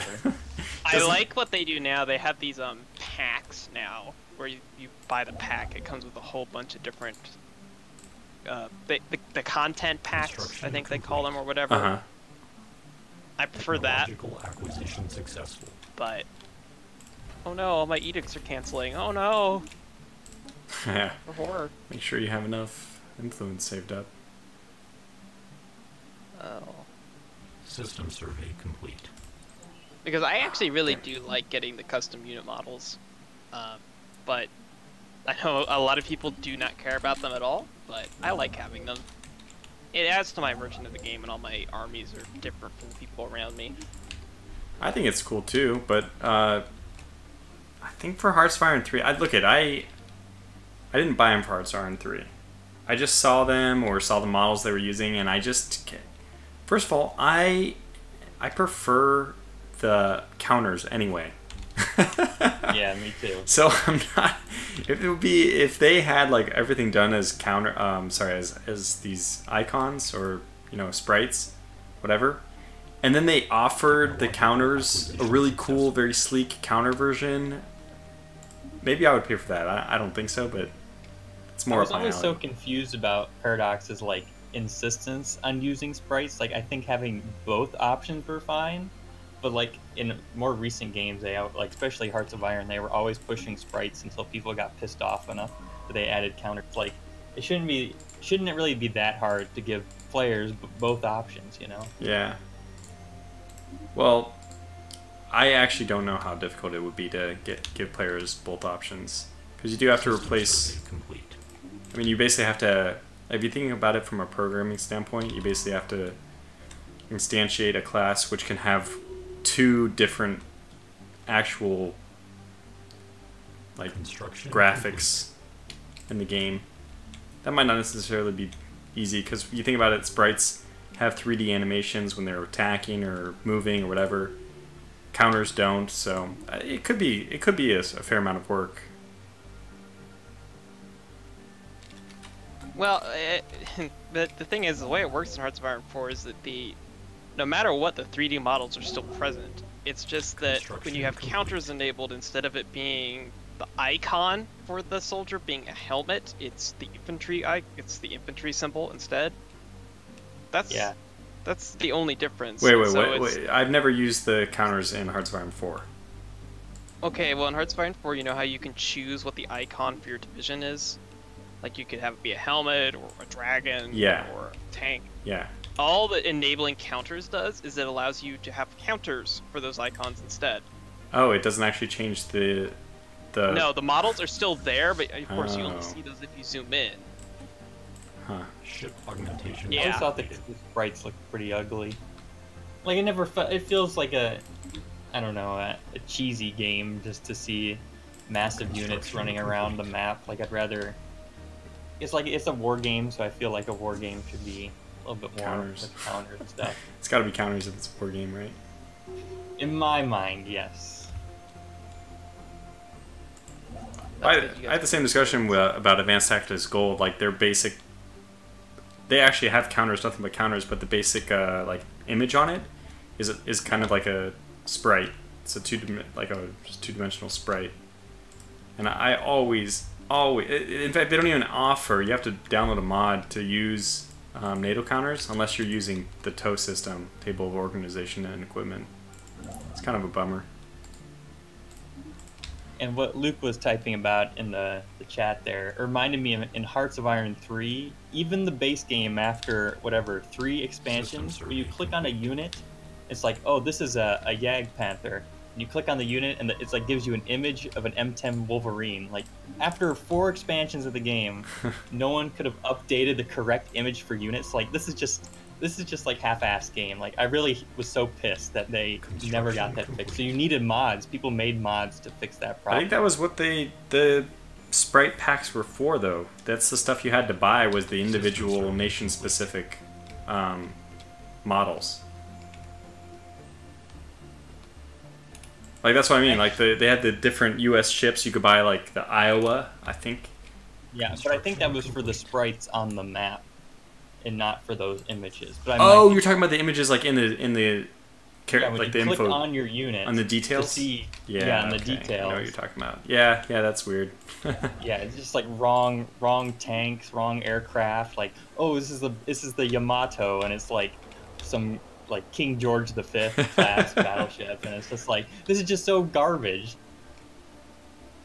I can't believe they let that happen. It's just so bad in my opinion. Yeah, I think that's a fair point, because it doesn't seem that difficult to get historical images of the various things. Yeah, exactly. And plus, I'm pretty sure that all those World War II images, those I know for sure owned by the U.S. government. They're open source. Mm-hmm. Yeah, and I'm fairly certain that's the same for the German archives. So it's just like, and then both those archives have equipment of pictures of other people's stuff. So it's so easy. Yeah. It could have taken someone a week to get it all done, but they just didn't do it after X number of expansions. I mean, the Russian stuff would be somewhat understandable because I know there are restrictions for getting into Russian archives. But the thing is, the German archives The probably German- have pictures of They Russian have- stuff. Yeah, exactly. They might just have pictures. Right. Yeah, probably. I know the U.S. Navy archives have pictures of so many Japanese ships, so many Japanese planes, German ships, everything. So it's just like, it shouldn't have been difficult for them to get their hands on. System survey complete. Like, even today, I still think you have to directly access Russian archives yourself, you have to be a Russian citizen or be related to someone who's a Russian citizen. So researchers have to go through people that have access to these archives. Luke Smuller says not even the picture but the text. So probably the text wasn't working, or wasn't written well. I'm not sure I exactly understand. Like, what was finished, was the text sometimes wrong in Hearts of Iron 3 as well? Like, describing what the unit was? Not that I remember. Usually, from what I just remember, it was always the wrong image for the unit. Like, oh, here's a, I always remember, like, the tank destroyers would be wrong. Or it'd be, like, light tank 4, like, and then the picture would be, like, a Stuart. It's like, what? And you're playing as Germany, it's, like, upgraded. Yeah, I was going to say, a Stuart is a light tank, though. But if you're playing as Germany, it's not Germany's light tank. That's... Yeah, I don't remember the Germans using Stuarts very often. Probably a handful of captured models, but that's not... Yeah, I don't even know. For Did the they game, it should just be Would they something. use Stuarts if they captured them? They were really desperate. Technological acquisition I know the successful. Russians really hated using Stuarts, and they didn't like the British tanks much either. Or the Lees. The Shermans were okay. They didn't mind the Shermans too much. Yeah, I can understand not liking the Lees. I don't know how effective they were, but they don't look like they would be effective.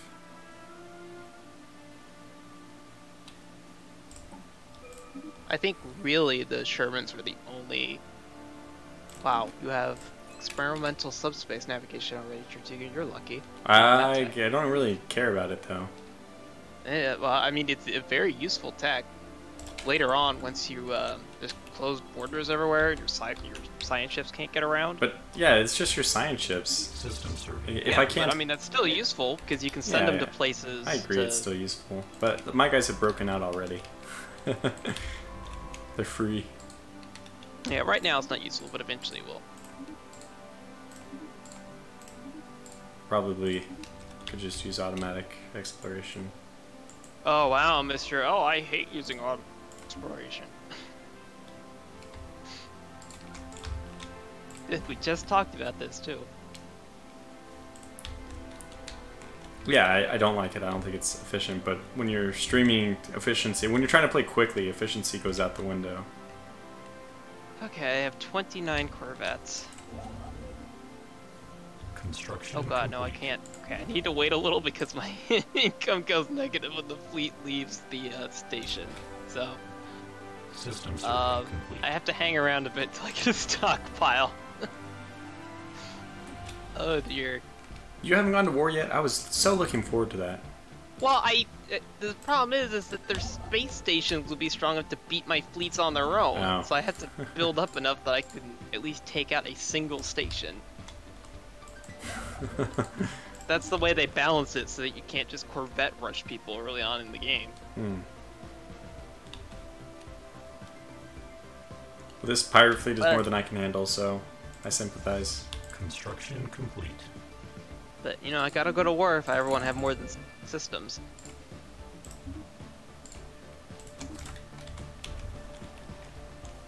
Technological acquisition successful.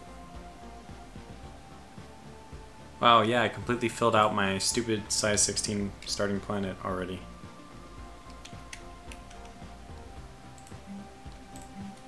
Oh, that's so horrible.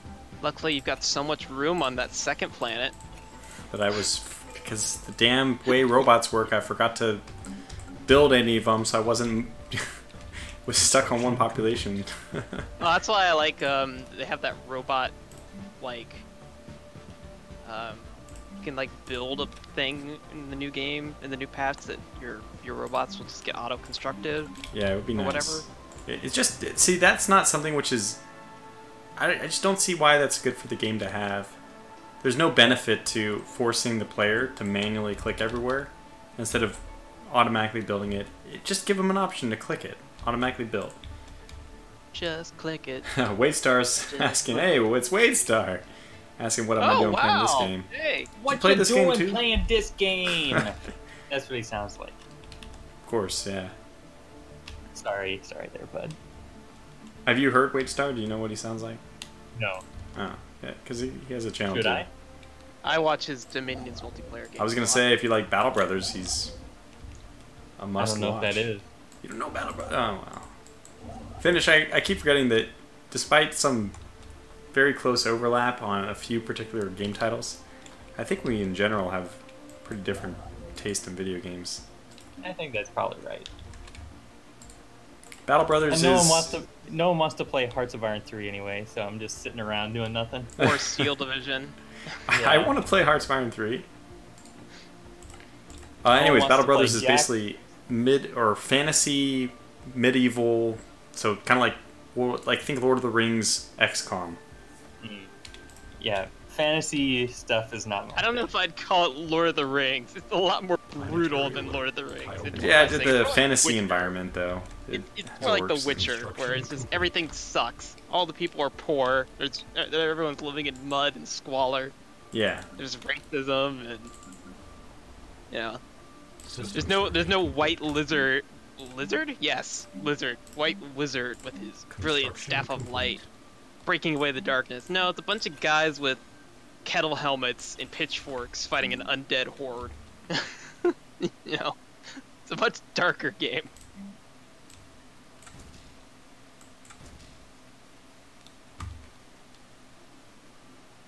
Yeah, Waitstar is similar to a situation of how I started watching her content, Tortuga, which is I watched that Das Tactic Dominions 4 multiplayer series, Uh-huh. and it's like, I don't know who this Tortuga person is. Yeah.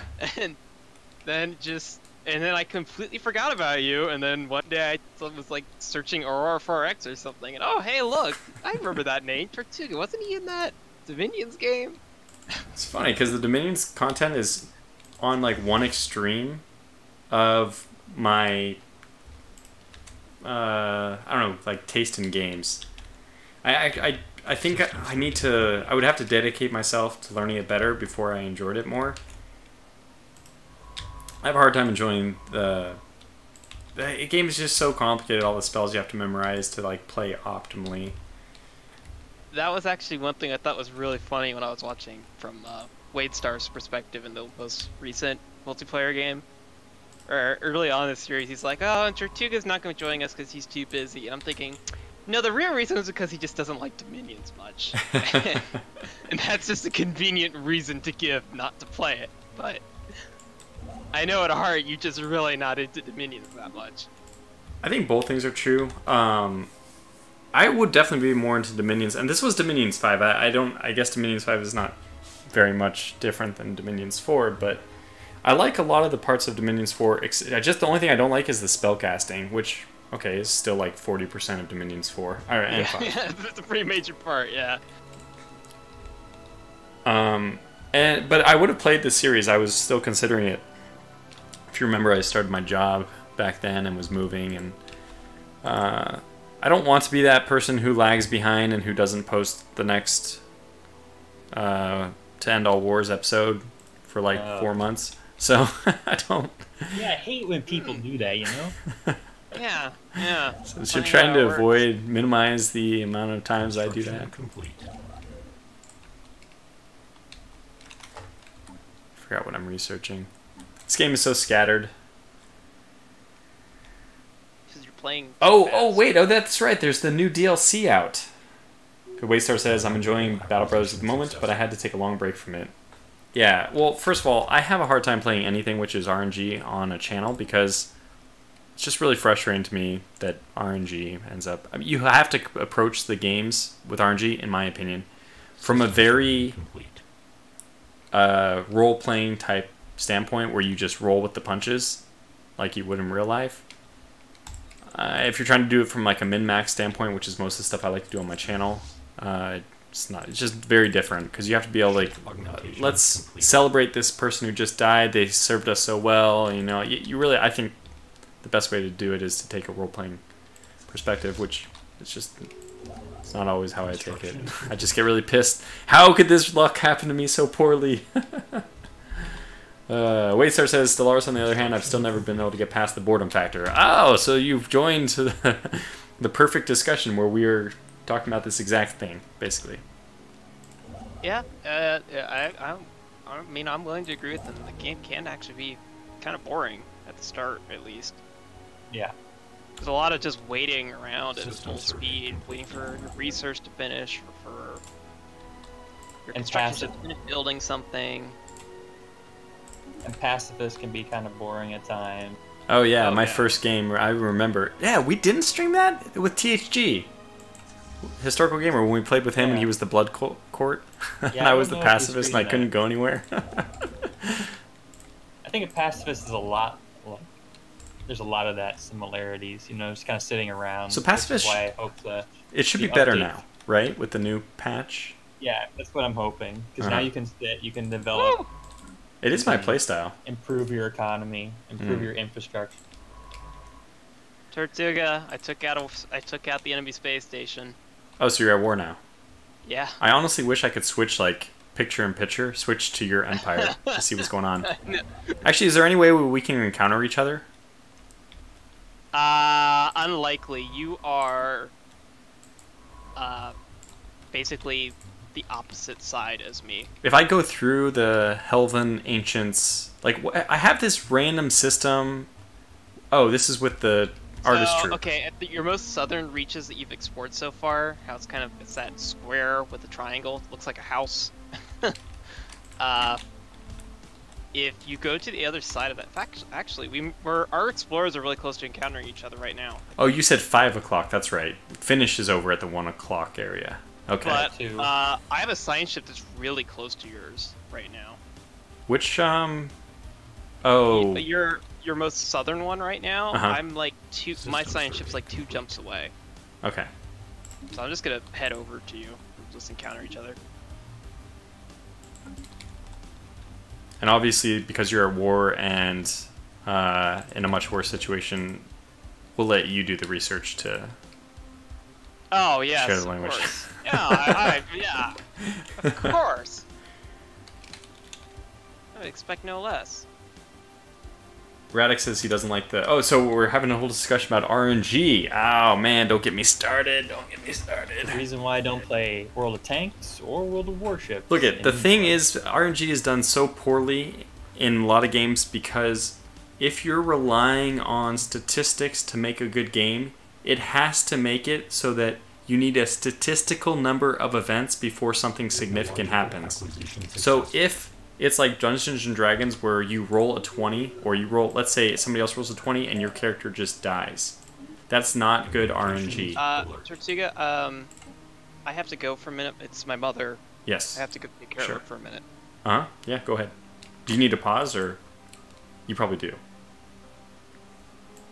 Yeah, he is at war. We'll go down to slowest. Yeah, so we'll just slowly advance the game, but we can talk about RNG for a moment here. Oh, look at this guy, the Ralphex. Oh, they are giving me minerals for communications. Yeah, I don't care. Anyways, RNG. Basically, so if your RNG should be done in a way where it's like, I'm going to swing at you. I roll to see if I hit. Then I roll to see my damage. If let's just say 50-50 chance to hit or whatever, it's more or less the same for each person. The damage you should do is like maybe 5% or 10% of their health. That way, a hit or a miss individually doesn't matter, but statistically, after enough rolls, it should work out to more or less the better person winning.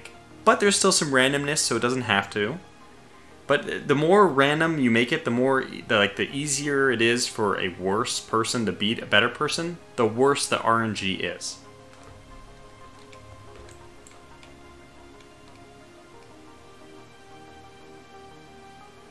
And there's a lot of games that basically just don't do that. So it's like they don't understand statistics. They say that 30 is the minimum number you need for a statistical number. Now, I don't think it's fair to have 30 attacks to kill a person. So you might have to do something like 10 or something like that, but 5 maybe, I don't know. But if it's you live or die based on one roll, this is a bad system. And that's unfortunately the way it is with XCOM and everything. And what they do is they try to make it so that you're more likely to hit all the time, 90% hit.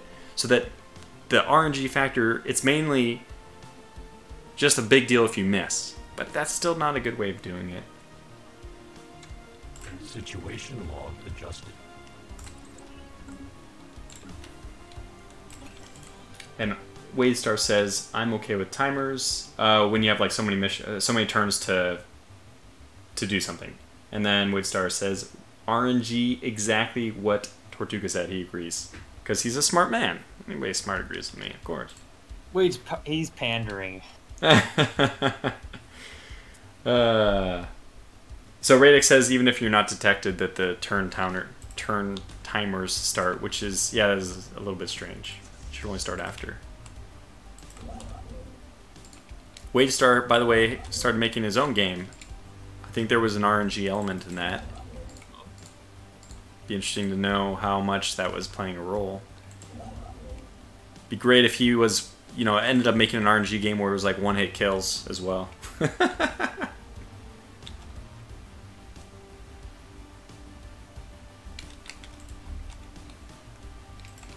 No, but everyone knows you're not pandering, Wadestar. If you defend such a comment, you're just giving it weight. Yeah, I'm definitely pandering right now. No, I'm joking. I'm joking.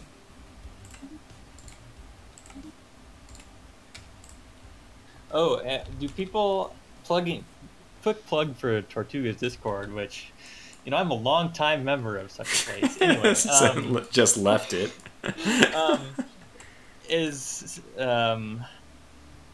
Hang on, now give me 1 second to figure out what the hell I'm talking about. You started mentioning something about my Discord. Yeah, is Postscriptum ever talked about over on the Discord as being something that people want to play together, or... Which one is Postscriptum?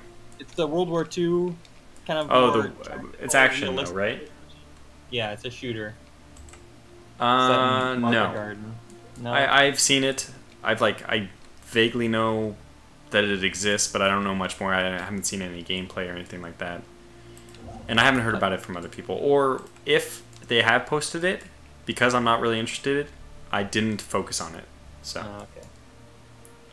I was thinking that, if it was popular there, maybe it'd be nice to get like a group, a squad, to play together, because it's a game where communication's important. I think this and Foxhole. I've seen people playing Foxhole. To me, Foxhole only seems like a fun thing to do if you're going to be with other people. Yeah. Wadestar says, "Wait, you guys are on Discord right now?" Yes, we're actually communicating. We're using the Discord voice chat service to chat. Yes, but I organize multiplayer games and all that stuff through my Discord.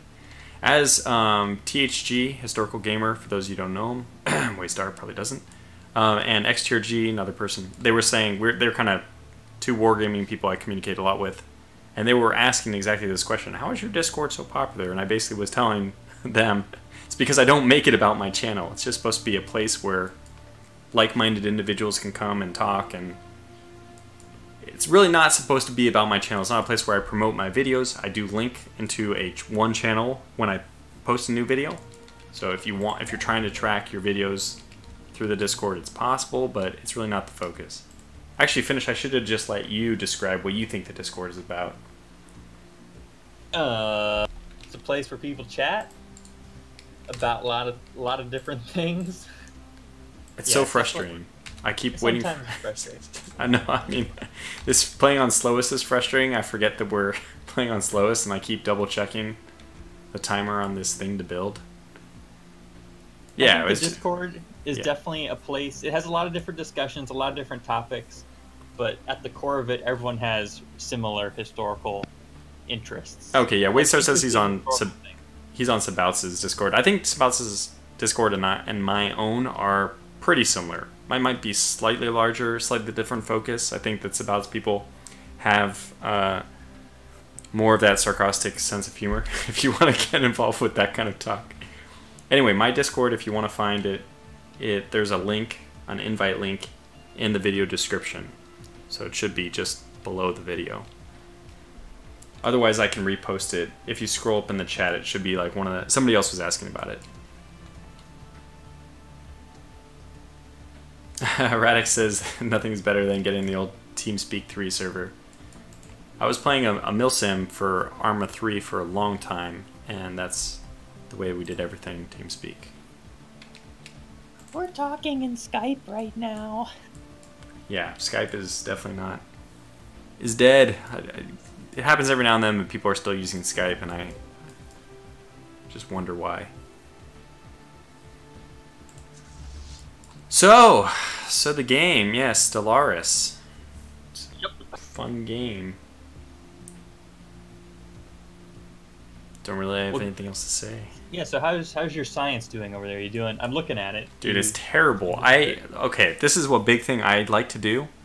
I do this when we're playing, you and I, on our private games that are not recorded, but I min-max, I actually swap out a scientist for the trait of the science I'm researching for every technology. Oh. Because it is more min-max efficient, right? I see. No, I meant, like, your... Oh, physics- yo, you want me to look at someone else and see how I compare? I'm just equivalent, so this has not been a good game for me. I'm normally always showing them as inferior. No, I'm just looking. I'm comparing my own to yours, and you're ahead. How do you know I'm ahead? What? Your physics research, you're at plus. Oh, you're looking at the actual numbers. Yeah, and I'm lower. Can you shout your numbers out?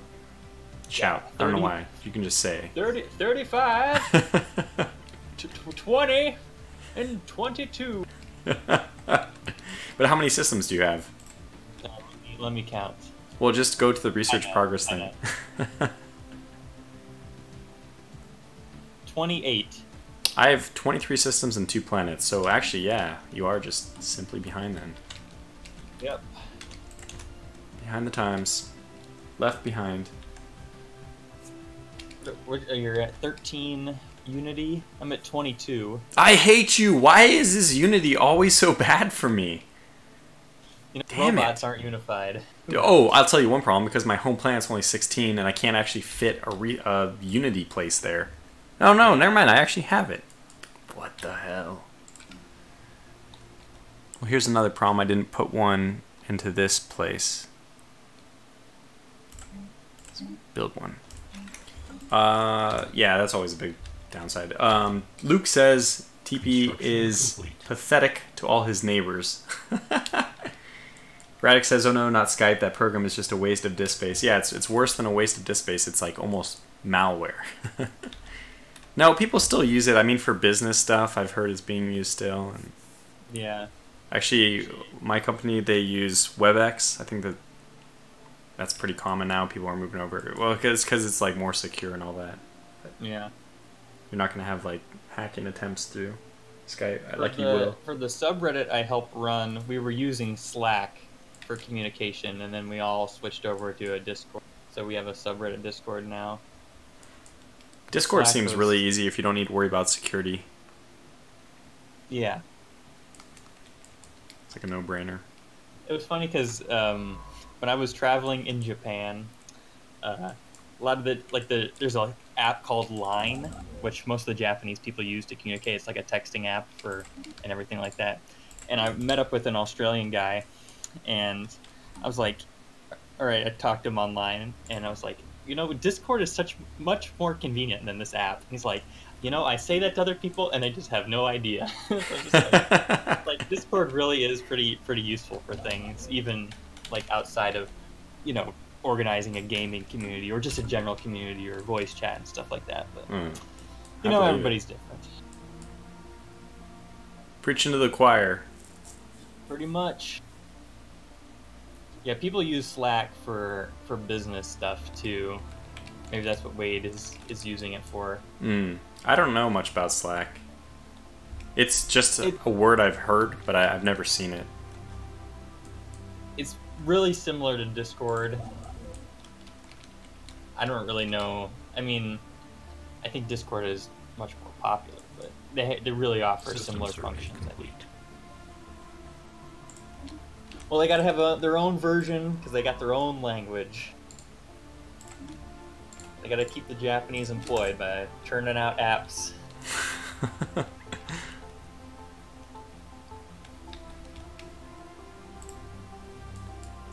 So why is your Unity so much higher? Since we have time, we can discuss. Well, I have 2 planets, and I have hollow temples on one, and a normal temple on the other.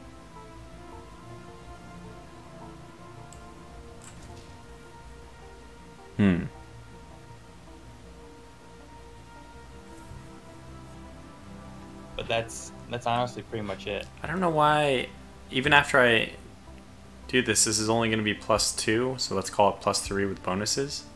It's only going to get me up to 16. I don't know how I could possibly make up the difference. Is your planetary administration tile churning out Unity as well? I'm sorry, can you repeat the question?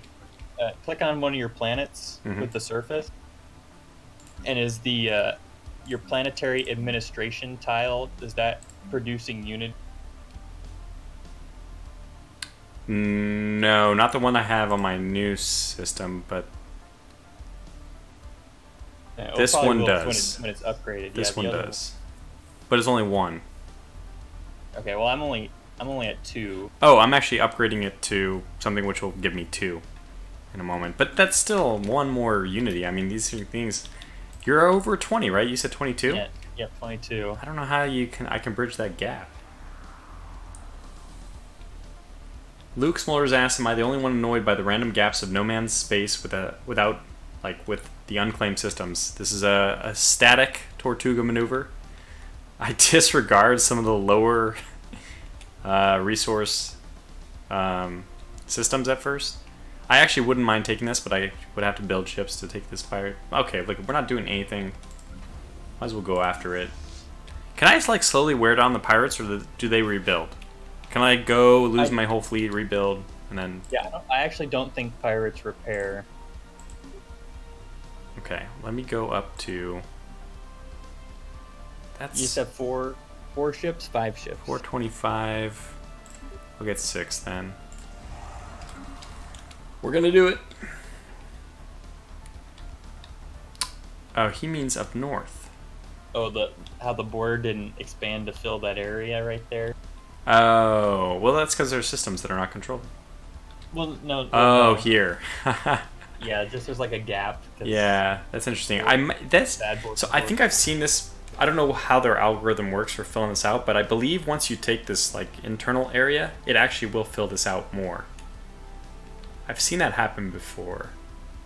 And like once I take this, it might fill this out. We'll see.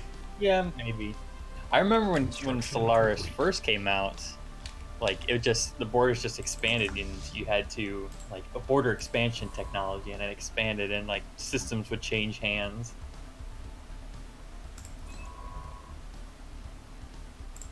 Do I have? I don't even know. I'm just gonna. Oh, my neighbor's claiming systems. This is bad news. Bears. That's a good sign. Yeah.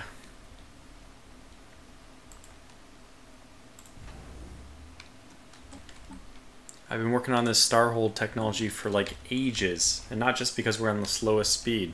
So I don't understand. My people are, I guess they're an oligarchy. Gaming Kittens, welcome, by the way. Phil Swift, I should say. Welcome. Oligarchy, you said? Sorry. Yeah, my neighbors are Democratic Crusaders, and I feel like I'm a democracy, but I don't know. They probably want to spread democracy to my homeland. Oligarchy is not quite democracy, right? It's really kind of the opposite. It's just a ruling power of... It's like an elite ruling group. Yeah, exactly.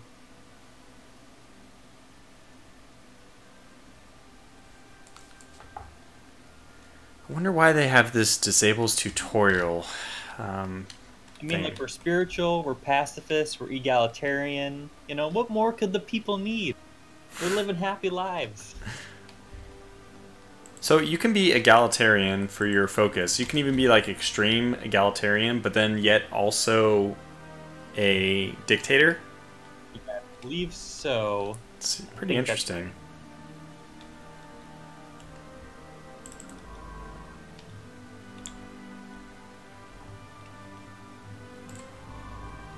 I'd have to just think of this game as being paused. I'm not going to find any improvements. I wonder if Leth actually needs to go indefinitely. At this point, I wish maybe I had gotten his phone number so I could text him. Leth, are you coming back? Alright, look. No, he's in the middle of a war. Okay, well, yeah. I think we're going to go up to slow. So that thing's... Braddock, your suggestion makes it sound like fabricating claims in CK2, but in a different way. Let's read what he wrote. Oh wait, no, actually, people watching this replay now will have access to... I forget that. It's been that way for a long time, but I always try to like read out loud when I'm saying what I'm reading. Anyways, I'm going to read it out loud so I can read what it is myself. I would like such a mechanic in Stellaris, a building on a starbase that slowly builds up influence on a border system. Construction complete. And eventually you can claim it without a war. I see, so some kind of peaceful takeover. Yeah, and Wade is right that originally you could just expand borders and take systems that way. That's like the Civ 4 mechanic, right? Yeah, I guess in a way. I remember playing that and being really annoyed that you couldn't sign like a treaty with your neighbor to lock the borders where they are. Like, even if you're friendly with someone, like systems would be changing hands, and it's just so annoying. Like, I wish there was a way to sign a treaty and say, you know, what you have and what I have, we're just locking it in. But that never happened. Then they changed the system, so here we are. So what game is this moving towards? I think that Stellaris... So I keep saying this. I think that I've said this to you 100 times, Finish. But Hearts of Iron 4 is basically moving towards Hearts of Iron 3. When it was first released, I think a lot of people, like myself, and like you, I'm sure as well, were saying, oh, you know, I like Hearts of Iron 3 better. With the major caveat being the production system is much better in Hearts of Iron 4. Yeah. But... ever since then, they've basically been moving towards Hearts of Iron 3 with Hearts of Iron 4. So, counterpoint. Not really a counterpoint. Can you explain what changes they made that support your claim there, since I have that game uninstalled? Yeah. So, let's see. Let's get some details. It's like funny because I haven't had this viewpoint challenged in so long I can't remember. The most recent one is that at least they're moving towards modular ships. So you have modular design ability, which you had in Hearts of Iron 3. Like you could build a destroyer with this level armor, this gun, this ASW capability. They didn't allow those kind of changes, those modifications. Like you remember in Hearts of Iron 3, you could only upgrade anti-air on ships. That's right. Yeah. And everything else you built. So they are actually implementing the same system in Hearts of Iron 4 now. Okay. Also, well, will they still let you like overhaul a ship for another like X period of time? Because you in fact, they have this whole thing is done a lot better now. But this is all not done. I mean, the patch has not been new DLC hasn't been released. But based on what I've seen in the developer diaries, they actually are even going to allow you to rebuild the engines, rebuild the guns, and they're just going to assign a production cost to it. Now, to make it realistic, like replacing an engine, just like in Rule the Waves, we see how prohibitive it is to replace an engine because you have to cut part of the ship apart to get the new engine out and in, and you rework everything there. The production cost for upgrading the engine might be like 80% of just building the new ship from scratch. So, but they at least are doing all those calculations. I think that's pretty cool. So it'll actually be better than the Hearts of Iron 3 system because you can actually upgrade everything except not just the anti-aircraft.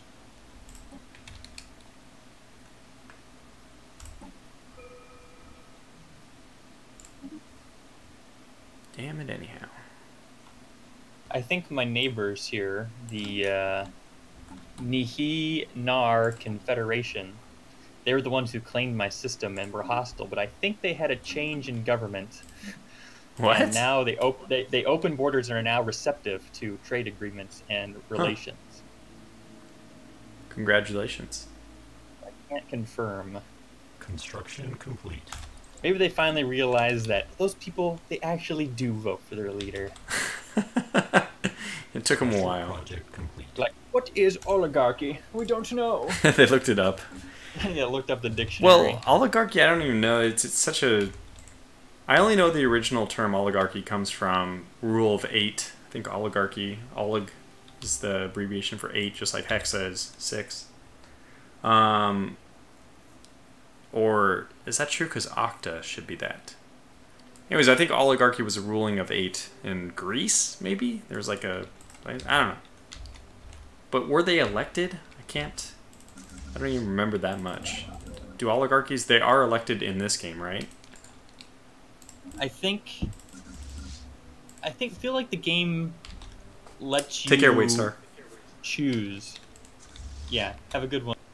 The game lets you spend influence to choose directly your leader instead of like a normal democracy where you can influence the election.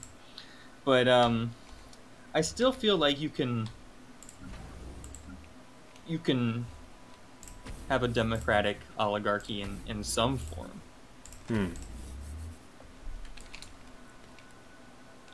There you have it. Must be true.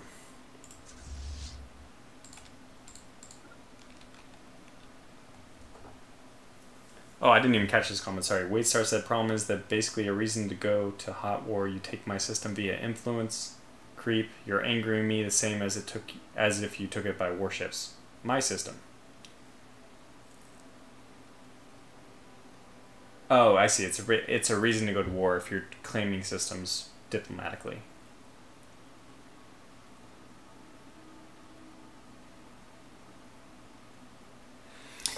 It's interesting. How would they get it? How would you do this? How would you have peaceful takeover of systems? How would they implement it in this game? Because I never liked that. I always like in Civ 4. I remember I always turned that off. I hated it. Yeah. Well, you could buy and sell systems, I guess. You could do modern Russia way and have a referendum and take over things that way. You can convince all the miners in the we now system own the to Crimea. vote for you. We've decided. But that was essentially a hostile takeover without a military opposition. Yeah. We won't get too political, but I don't know what else the game could implement. I mean, diplomatically, trading systems would be the best way, but... Yeah, but then the AI has to be smart enough to know how to do that, and that's an algorithm I haven't seen done well. Like, if you want to be an aggressive but not war aggressive, they would probably need to add a feature where you could, like, subvert, like, the people in the system, or, like, the workers, the miners at the stations and stuff, and maybe have some sort of minor rebellion where they change to your side. But then the other nation, would have a... Yeah, instigate rebels. Okay, I'd be okay with this. I've seen that done in other games. I'd be okay with it so long as they made it an option, not mandatory. Yeah, if you could turn it off in the system. Because I really don't like that, yeah. Like the whole espionage, have rebels infiltrate. I mean, it's something that happens, so it's like fine if they want to model it in this too, because... It's fun in a way, like a lot of drama comes from it. Oh, you're instigating rebels, but it just sucks when it happens to you. It's the same thing as rebels in Hearthfire 3. They just suck to deal with. Yeah, okay, they're realistic, but yeah, it's a pain in the butt. Yeah. Construction complete. Yeah, it'd be interesting if there was like a set preconditions, like you have to move some warships to the border system, and then pay X number of energy credits per month to fund the rebels or whatever, and I don't know.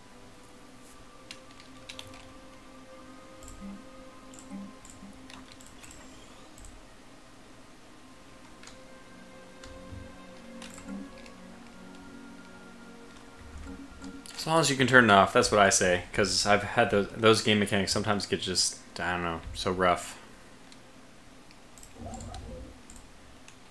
It's fine if it doesn't happen to you. If you're doing it to other people, but when it happens to you, it's crummy. Yeah. It's the same thing as when you get bad RNG. You have to learn how to take it, like just live with that. Like, okay, this is something bad that happens. It's just a minor setback, and we're gonna have more of a fun experience because we're gonna overcome a greater hurdle. But not everyone enjoys that. Like, there's like in the game we were playing, I was gonna be okay to do that, but part of me wanted to be like, well, okay, this game just is ruined. Let's just, hey, I have him. I have Leth. Oh, 1, 2, 3, 4, 5, 6. He has 6 systems. Did he always have 6 systems? Yeah, he said he can't expand anymore. It's the only way. Oh man, I really like his territory. He has 2 planets that, well, obviously are perfect for me. Tortuga's already eyeing the territory. Offer trade deal. Let's see if he comes back in time.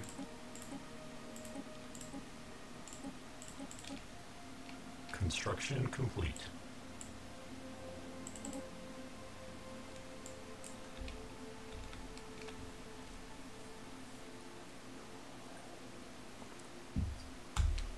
Yeah. Oh, I can give him might some time resources out. too.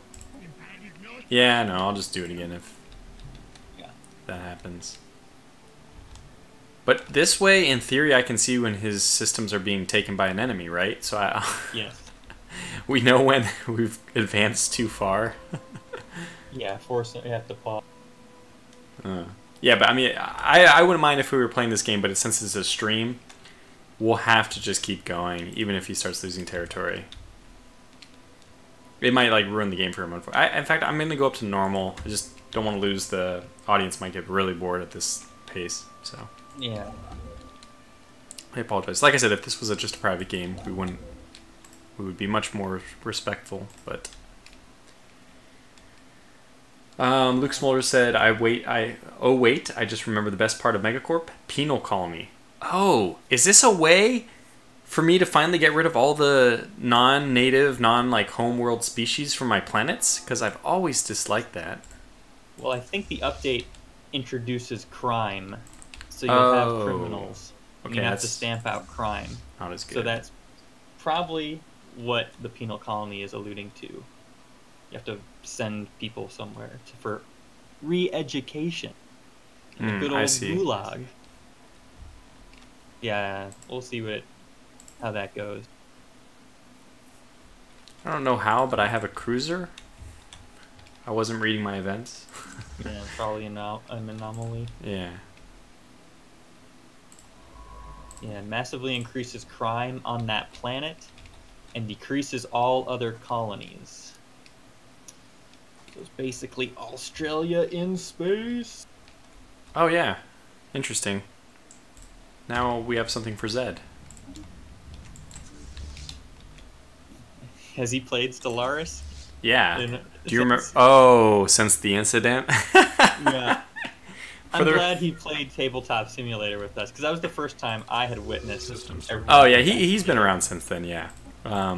So to fill in to other people, we had a role-playing game in Solaris, which kind of turned south. Zed and I were at war with each other, basically because my species were dicks, but also because his species were dicks, I guess. Just to make it really gloss over all the details. There's a lot of lying going on about who was going to do what. I don't remember the line. What was the line? What? Oh, I just remember how, I don't know, BLXZ was going to say that he was going to peace out of the war or something like that. Oh, right, that didn't happen. You're right. We agreed upon a solution to the war where they would do something, and then that didn't end up being what he ended up doing, and it created some backlash, I guess. Yeah. Fun times. But I have to say, Solaris is one of my favorite games to play multiplayer. It's really easy to set up. It's really easy to get going. It's very easy to talk about stuff. Maybe this is partly because the game is a little bit boring, but Yeah. I think looking back on that event now, it's really interesting just to.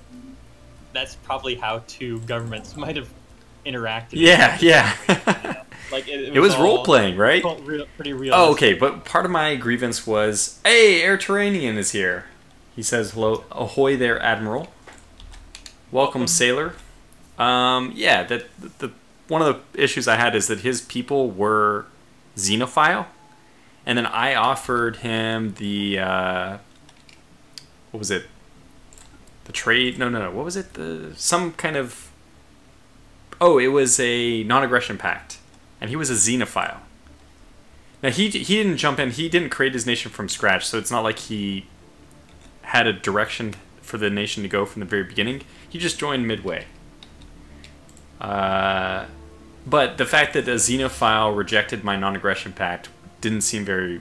I didn't necessarily seem like the role-playing solution. It seemed like, I don't know. Well, I mean, I didn't. My people then declared war on him, so we didn't take it very well.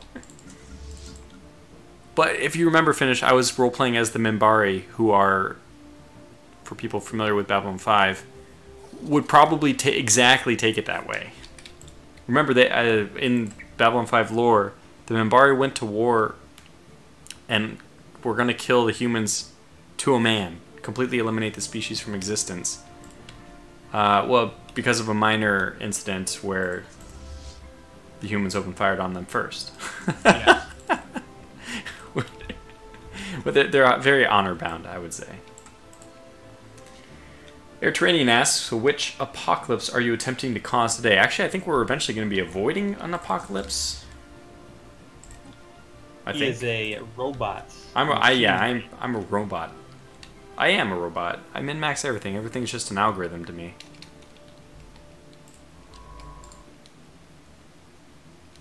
Research projects. Wait, what? One of my guys. Oh.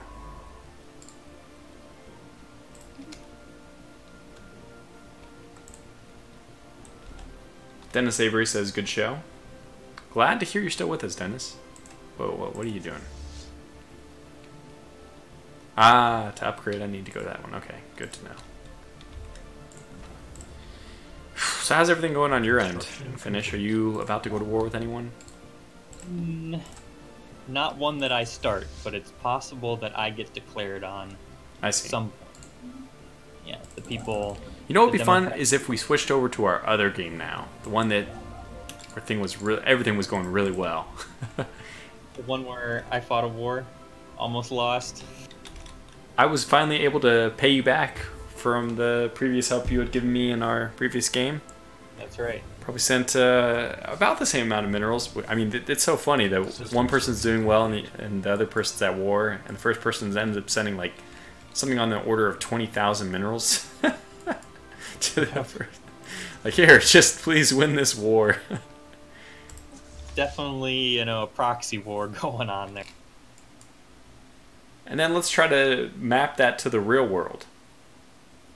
Now, minerals cannot be collected after a certain point. So it's not like, and minerals can't be used for everything. Yeah. So there's not a huge like incentive against sending your minerals. There's not like a huge opportunity cost. Sometimes you give away your minerals, and the other option was just to let them go to waste if you hit your max cap, which is very different than the real world, where it's money, and money can definitely be used for many other things besides sending it to other people. And there's no max amount of money. You can't just be like, oh, I can't take any more money. We don't have a bank to put it in. You're definitely spending just to spend at times. Yeah, which is not true in real life. All we need. I mean, it is true on the smaller scale, like in non-profits, not-for-profit organizations do spend just to spend sometimes. We can't make a profit. Hurry! What do we spend this on? Yeah. I think the new update adds a couple new kind of like base resources. You have energy, food, minerals. I think it adds alloys. Which Yeah, you I need saw for- alloys, which are what you actually build your ships with, right? Minerals are converted Yeah. to alloys? I believe that's correct. And, you know, right now we have consumer goods in the game kind of like lingering in the background. Yeah, it's only Consumer just... goods is like now a resource up at the top bar. That's right, yeah. It'd be interesting like- to see how that goes. Because like right now your consumer goods are just taken out of your mineral income, but now you build consumer goods. That's and right. If you run out of consumer goods, then there's a negative penalty. Yeah, I guess I like that. It sounds like a good system. I agree. I feel like the game is definitely giving players like more to do and like more meaningful things to do in a way, and maybe we'll have to see how it turns out. But you know, like I feel like I like to manage, you know, my country, so it's giving me the option to you know, to manage what's going on, because everything else is just in the background at present. Damn it, I got walled in. No! The League of Rude Justice. That's right. You can spend resources and trade, and I think you can buy them. And I believe you can use... There's more edicts, so that if you have a strategic resource, you can use like a special edict to spend that resource for like a big buff.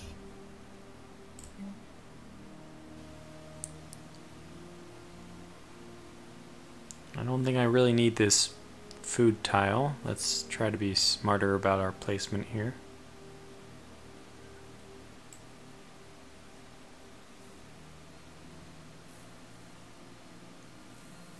Wow, I have like no biological research at all. Ship augmentations None? completed. You're plus 23.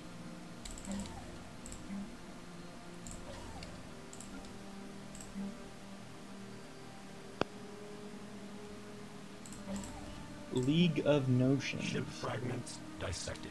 Spending to spend, my wife, says Throsty. we won't say anything. We didn't hear you say that. She Good comes old home Frosty. with a new purse. We'll just turn a blind eye and say, you know, it had to happen.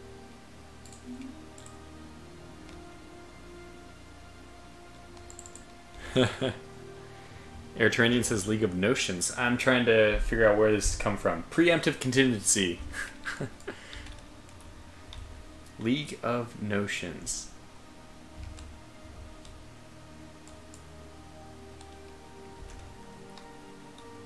Oh, Tortuga's gonna create a new game, and the title's gonna be At the Gates of Genesis. Oh yeah, it's a great name. It was either a name for a game or a book. Game or a book, one of the two. That's right. Gates of Genesis. The Gates of Genesis. It's such a good name. It's like, so you say it to me and I'm like, that sounds great, and then I realize, oh yeah, that's what we were talking about. But before I like connected, it took my brain half a second where I thought it was a real object already in existence that I could acquire, and I wanted to acquire it.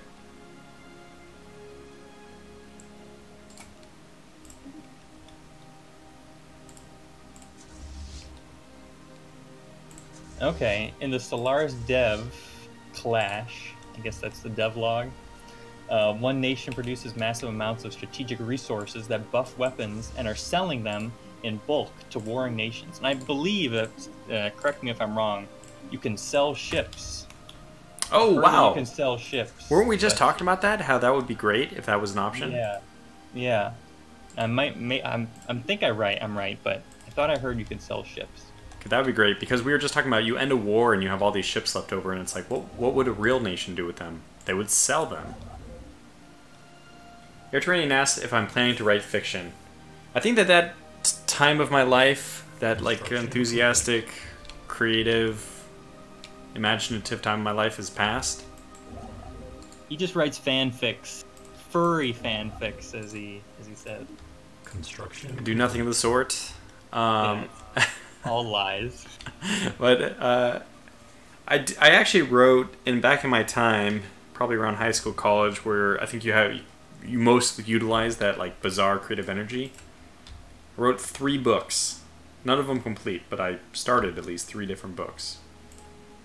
And one of them was a space one, and it's good. It's just an outlet for your imagination. I think, by the way, that imagination, you cannot cultivate your imagination enough. Imagination is very important. That's what I think. So I think it's worthwhile to do. Just indulge your own writing fantasies, because it's really worthwhile. It's like a development of a part of your brain. Plus, the effort it takes to sit down and to write something, like the effort you put in, even if you don't do anything with it. Like these books of mine, they're just Word files in some forgotten hard drive somewhere. But basically, it's still worthwhile to do. Turanian says, note to self, stay single. Well, if you want to write, space fiction. No, that's not true. Actually, a lot of authors are married. You really have to dedicate.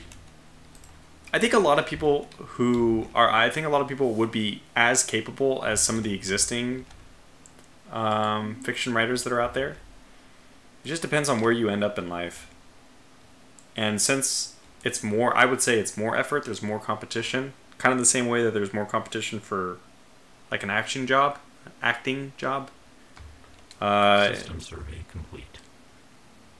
You really have to work on it to get to like make it in the book world. Since a lot of people want to write books. Yeah.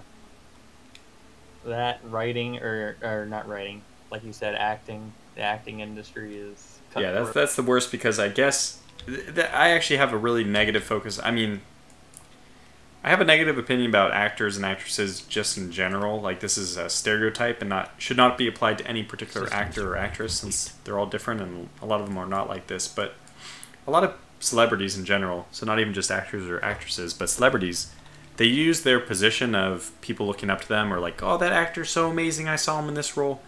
They end up using the influence they get from this, which they shouldn't have to begin with, on anything which isn't related to their expertise, which is acting or whatever it is, sports. They use that in like a political area or some other area where they have absolutely no idea what they're talking about compared relative to anybody else. But for some reason, people want to know what Tom Cruise, Tom Cruise, I have no disrespect, it's just the first name that popped in my mind. What Celebrity X, they want to know, oh, Celebrity X thinks that we should vote this way, then okay. They must know something I don't. But no, they don't. They're just normal people. This is really becoming just like a rant on society rather than a Stellaris stream. Yeah. But it can all be related to Stellaris because, there's an artist troupe. And why do they give me... No, I was really stretching to tie that in. Who are the celebrities of the machine world? No, we do have an artist troupe, though, and we pay them for, what is this, to become their patron, which, by the way, I haven't done, and I will do now. But okay, they're good for their artist capabilities, but why, if they told me you should research this technology, should I believe them? Probably not. Frosty says, I've written a few pages of a book, then just moved on without finishing several times. I'm great at developing a story. I have poor technical writing skills. Yeah, and that's what I'm saying. Like, most people can come up with an interesting story. It takes an entirely different person with great motivation, I would say not even motivation as much as dedication. What is it Einstein said? Genius is 1% inspiration, 99% perspiration. So it's those people who can really put in the time and effort to write their story down. Like, I have a file on my phone. I can pull it up right here with just tons of interesting ideas for like different parts of different stories. Like, it's one of those shower thoughts type things, or if you wake up and if you were laying in bed and you suddenly have this amazing idea, it's good. Just write it down. Have a notepad next to your bed and write that idea down. I do that. But am I ever going to commit the time it takes, the extraordinary amount of time it takes to actually make that book? No. No.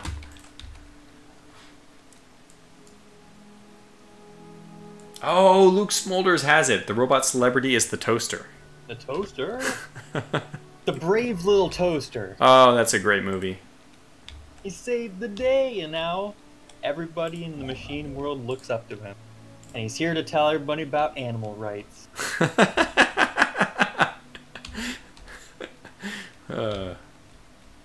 Radek says, I could design an electric circuit, but if I only need to write one page, I will be completely lost. I don't have the mind for that. And you know what? That's just fine. Especially in the world today, it's not about being a Renaissance person who can do a little bit of everything. Unfortunately, that's how I most prefer to be, is a little bit of everything and not very not a specialist on something. But the way the world works is you, just like my starports in this game, each one should be dedicated to its own thing. The same way, a person is best used, if we're thinking of humans as commodities for outputting a resource, it's best if that human is specialized in something. So a person who knows how to write a book at 80% efficiency but can also, fix a car with 50% efficiency is much worse than a person who can do one of those things at 100% efficiency, even if they can't do anything else. Because it's specialized. Everyone should be specialized to what they're best at. I shouldn't say should, but that's the way the society works. Comments on that finish, huh? I lost me. Blanking. Yeah, no, I was pop up. Understandable. I think that's very understandable.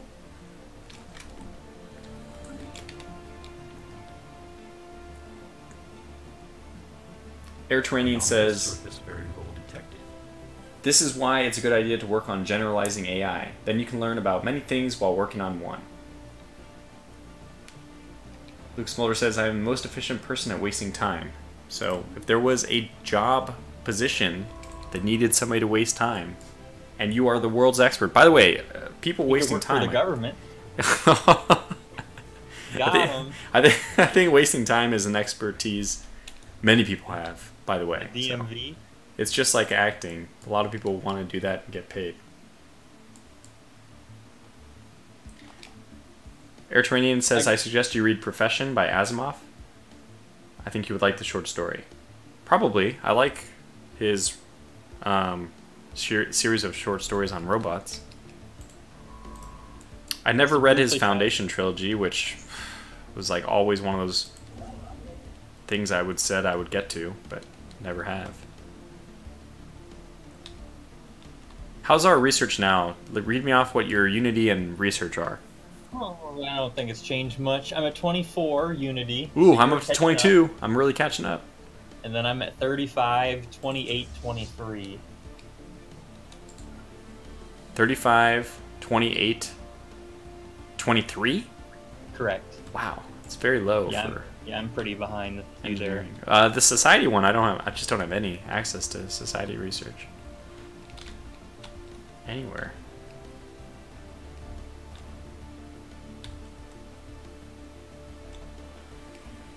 Luke says, did the dwarf get invaded yet? Good point. Let's see how... we don't know. I should send my science ship just beeline. We're almost getting there. Okay. Alright, science ship. Your goal is just to get down there.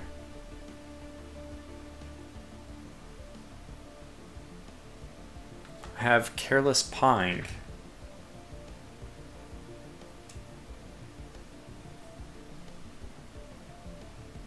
Crew is careful to note that the experience has left science officer.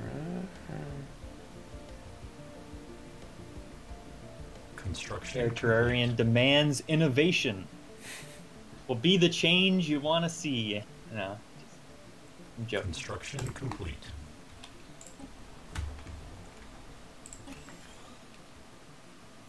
Boy.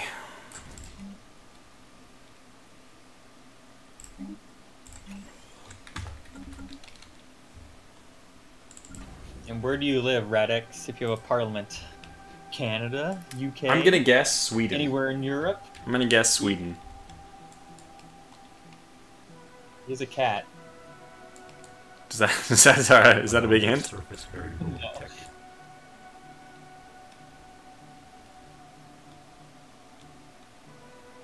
He said parliament, not harem. I didn't even read this. Let me go back. Air Training said first, society changes considerably over time and people's tastes with them. There is also the issue that some works are too good to be remade. Yeah, I see. Then he says, we need innovation.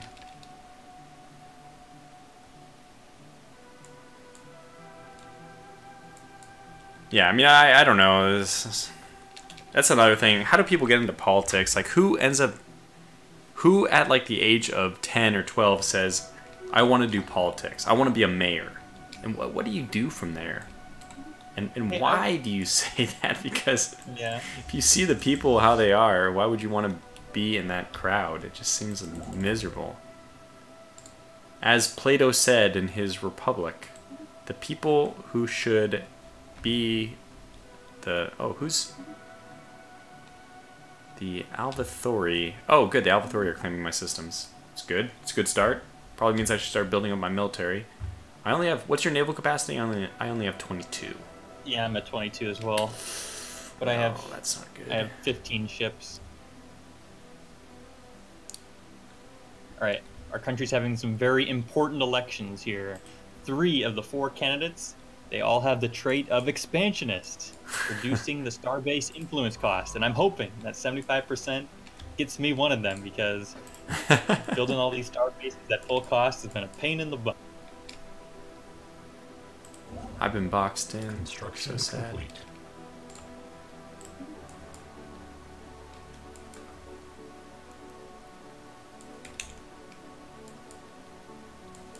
That means I'm going to need to build another starbase over down here to prevent the League of Rujustics from getting any ideas.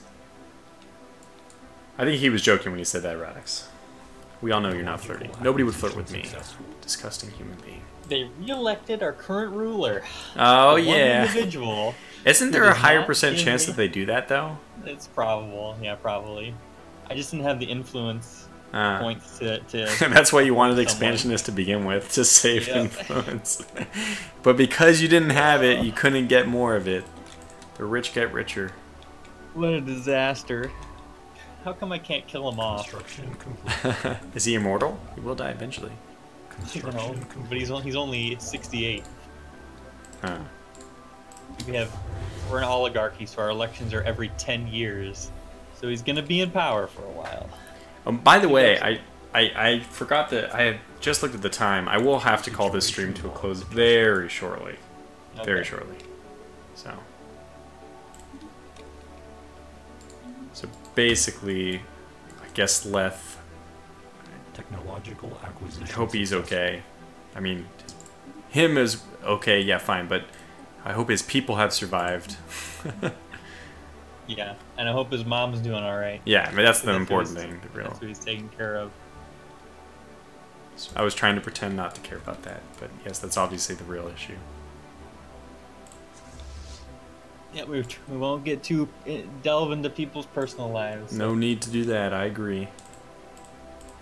Technological acquisition. What's successful. your system is called Boot Drive. What's your planet? Awaken. Awakening, and my leader is the almighty MS-DOS. MS Dot. Very good. Your second planet, Lazon Prime. This sounds. You should have done Amazon Prime. Oh, it's true. If you name the system, will it automatically rename?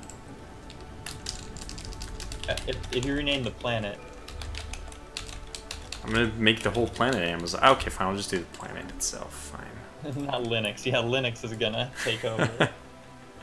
MS-DOS is like very similar to Linux, or I should say, Linux is very similar to MS-DOS. I think MS-DOS existed first. Ooh, starbase capacity +2. Oh, nope, naval capacity. Absolutely.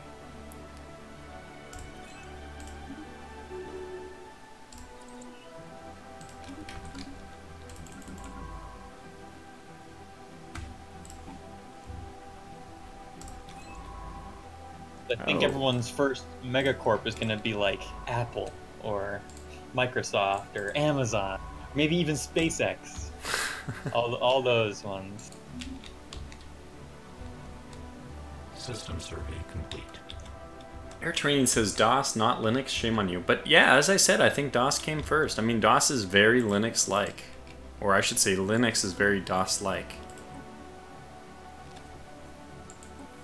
In fact, so in my current... I work in Linux frequently in my current job. And I didn't know Linux... I'm like, surprisingly actually, I didn't know Linux in my like studies when I was a student, graduate student, all that. We had an option to work in Windows, and I just chose not to work in Linux.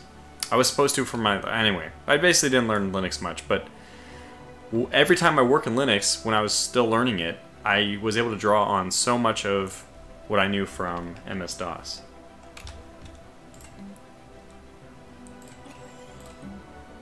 The Hanseatic League is going to be a popular choice. Construction complete. Hanseatic League, what is that? It's one of the New? older German trading empires, trading company. Is that like going to be what people play in the new one? Is that what they're trying to say? I think that'll be their megacorp, yeah. Ah, I see. They might maybe choose the Dutch East Indies company. You don't like EU4, right, Finnish? Or you're not a big fan of No, it? I'm Communications yeah. alert. I'm not a fan of the time period really, and I'm not a fan of learning a massive game the way that they I see. set that Okay. up. Because the one thing I want to get back into that when people talk about Hansa. That's what the first thing I think of. I want to go and play as Muscovy and reunite Russia. Yeah. Okay. This is. I guess I should put this disclaimer first.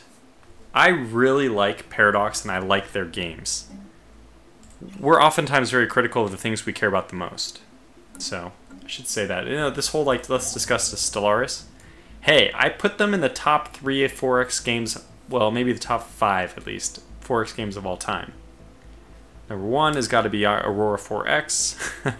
Well, 1 and 2 I think are just tied for me. It's Aurora 4X and Distant Worlds Universe. Depends on what you want to do. Special project complete. Aurora 4X is so good, though.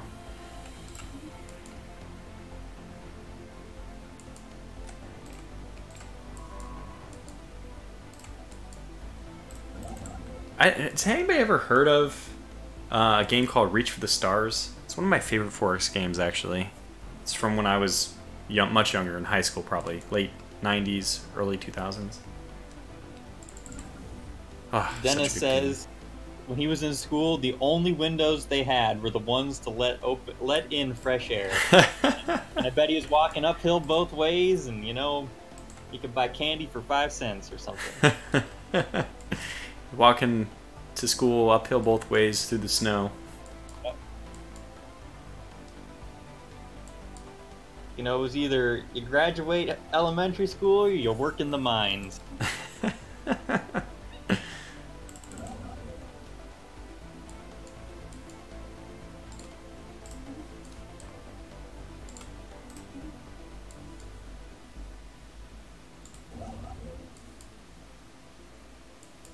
Well, I'm stuck in this game. I'm walled in. I'm going to have to go to war. It's time. Can I just... Okay, look at survey this and then just start exploring systems until we find Leth. So we can see what's going on. Snow was up to his butt. That's some cold buns there, fella.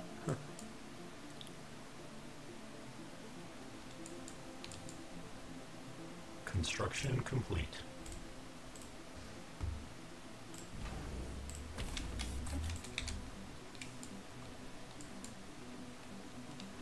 I need more starbase capacity. No.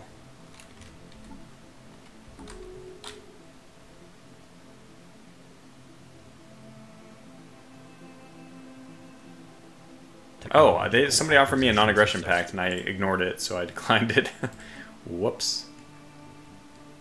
Look at the neighbors that you want to go to war with. They already know.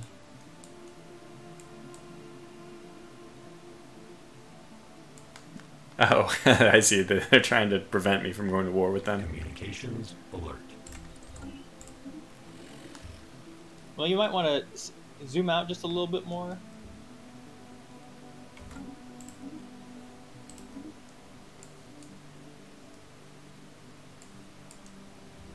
This, the northern one right here is Fallen Empire, Xenophile. So I don't really have to worry about that. I think. Yeah, hang on. What's that one system that you have to the right? Isn't that you so have weird? access to? Ship augmentations Forbidden complete. Nebula? Or are you talking about this one up here? Yeah, that one right there. That's the artist troop. What's the name of that system? Walmoro. It has the artist troop in it, so you would know it. Are you close to that one? What's the name of that nebula right there? The dust clouds? Yeah.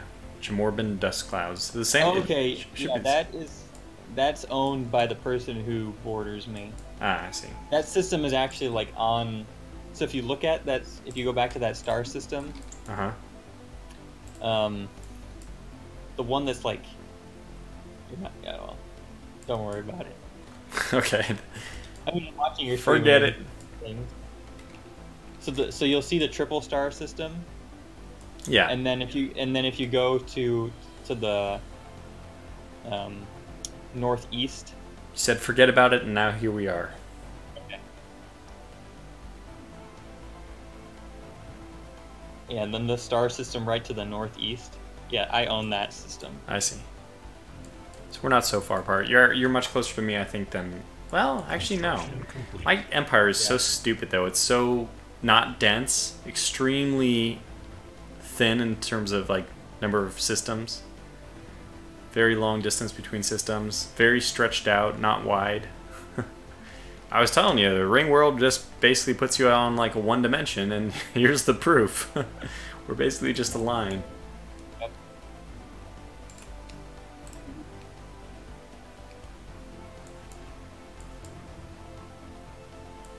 Alright, well, anyways, I think I'm going to wrap this stream up pretty soon. I want to say, first of all, thanks to everyone who joined in the chat. It was really fun to interact. This was kind of like a Stellaris stream / podcast.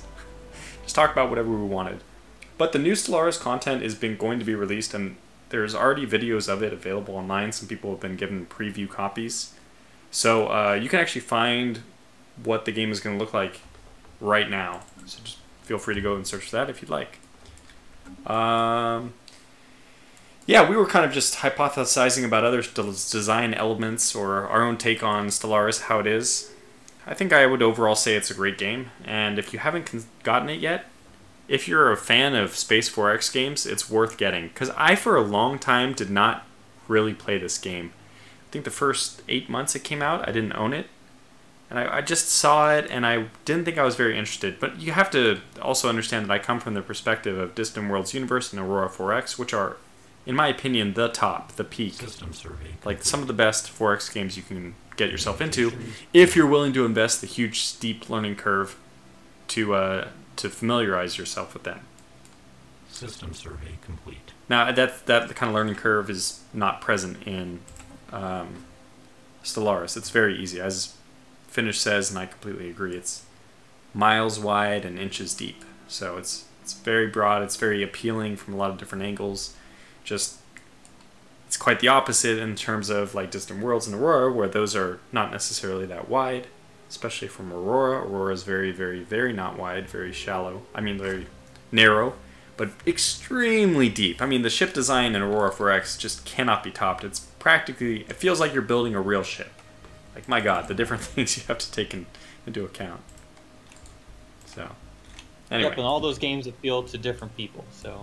We're not Yeah, gonna right, knock exactly. for liking one or another. And we use the word casual versus like more hardcore, and I think that those have Communications connotations to them that they really shouldn't. Like some people, it's just some people enjoy Call of Duty because they don't, or not even Call of Duty. I think it's better to think of a strategy game, which is really simple. And they enjoy those games because you don't. I see it now. I used to be so into hardcore, very complex games. I still am, but I'm becoming less so because I don't have the time to do it anymore. Like I really don't have time. Like I used to study as a student, and a lot of my weekends were free, or You have time off during breaks where you don't have anything to do for weeks. And those are the kind of times where you can really invest into those deep, complicated games. But Now he's a proud papa. yeah, but more importantly, it's a full-time job, and you don't have. There's no such thing as summer break, you know. when am I gonna spend time? My weekends are so full already. It's like I wanted to learn War in the West, War in the East. These Gary Grigsby's really hardcore, complicated games. War in the Pacific. Mm-hmm. When will I have the time to do it? I don't know. Yeah, exactly. And then when you go on vacation, you don't. When you have vacation, you usually go somewhere. Exactly, you spend it with family. It's not like Exactly. Yeah, so the life. So basically, people who are don't have the time to learn Distant Worlds universe. I used to think like, oh man, they really should though. And now I would say a little bit more aware, a little more mature, more experienced in the world, and I would say, yeah, I absolutely understand.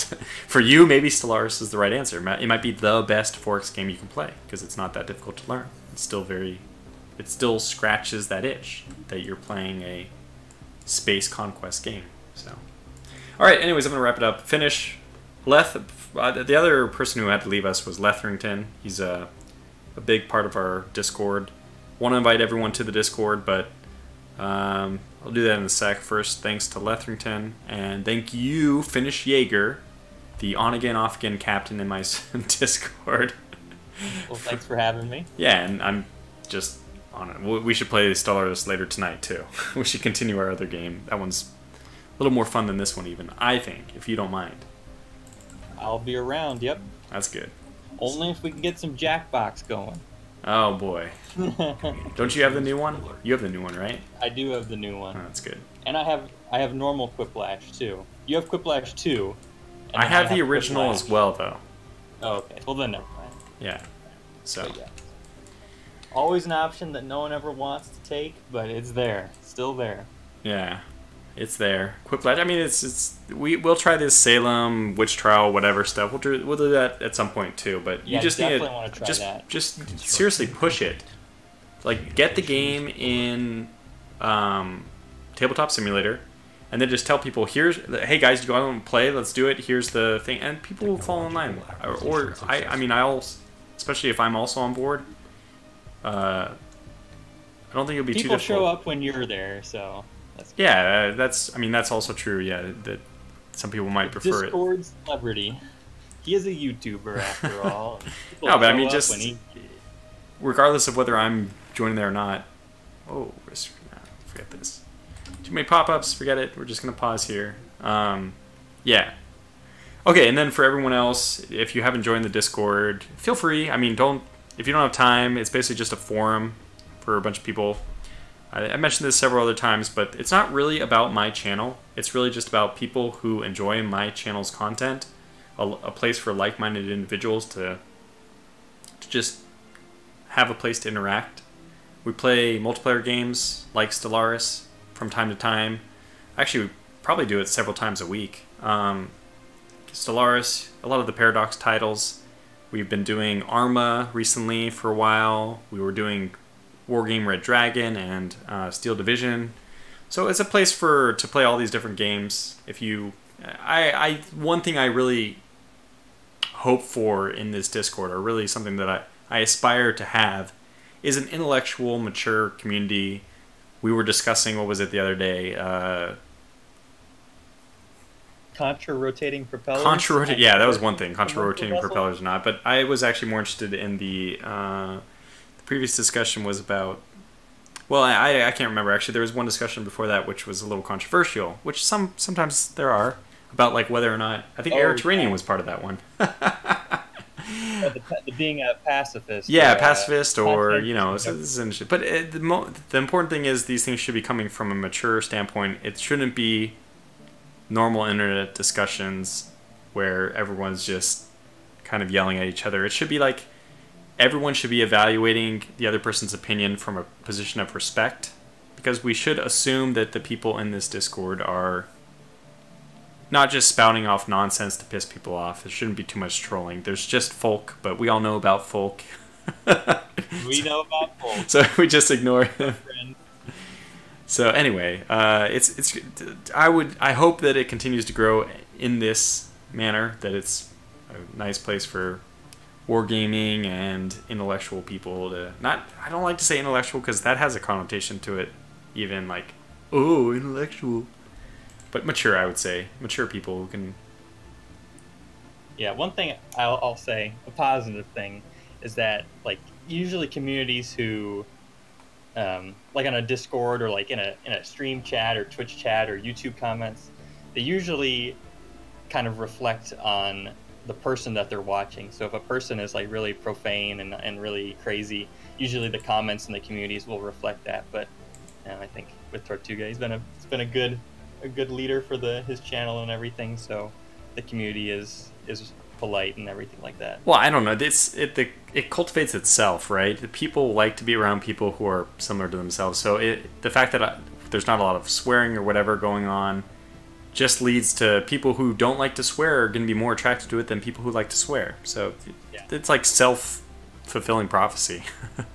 You want this, and then because you want to be around people who also want that, everyone kind of echo chamber or whatever you want to call it just moves towards that. So it filters out the other people, because if you come in swearing, people kind of look down on it, and then you feel a little less comfortable, and then you leave. Because there's so many Discords, you can just join one where people do swear. Exactly. Not even that swearing is a big deal. We don't swear very much, but I don't have any... Unless it's on the stream, I have no problems with it. Yeah.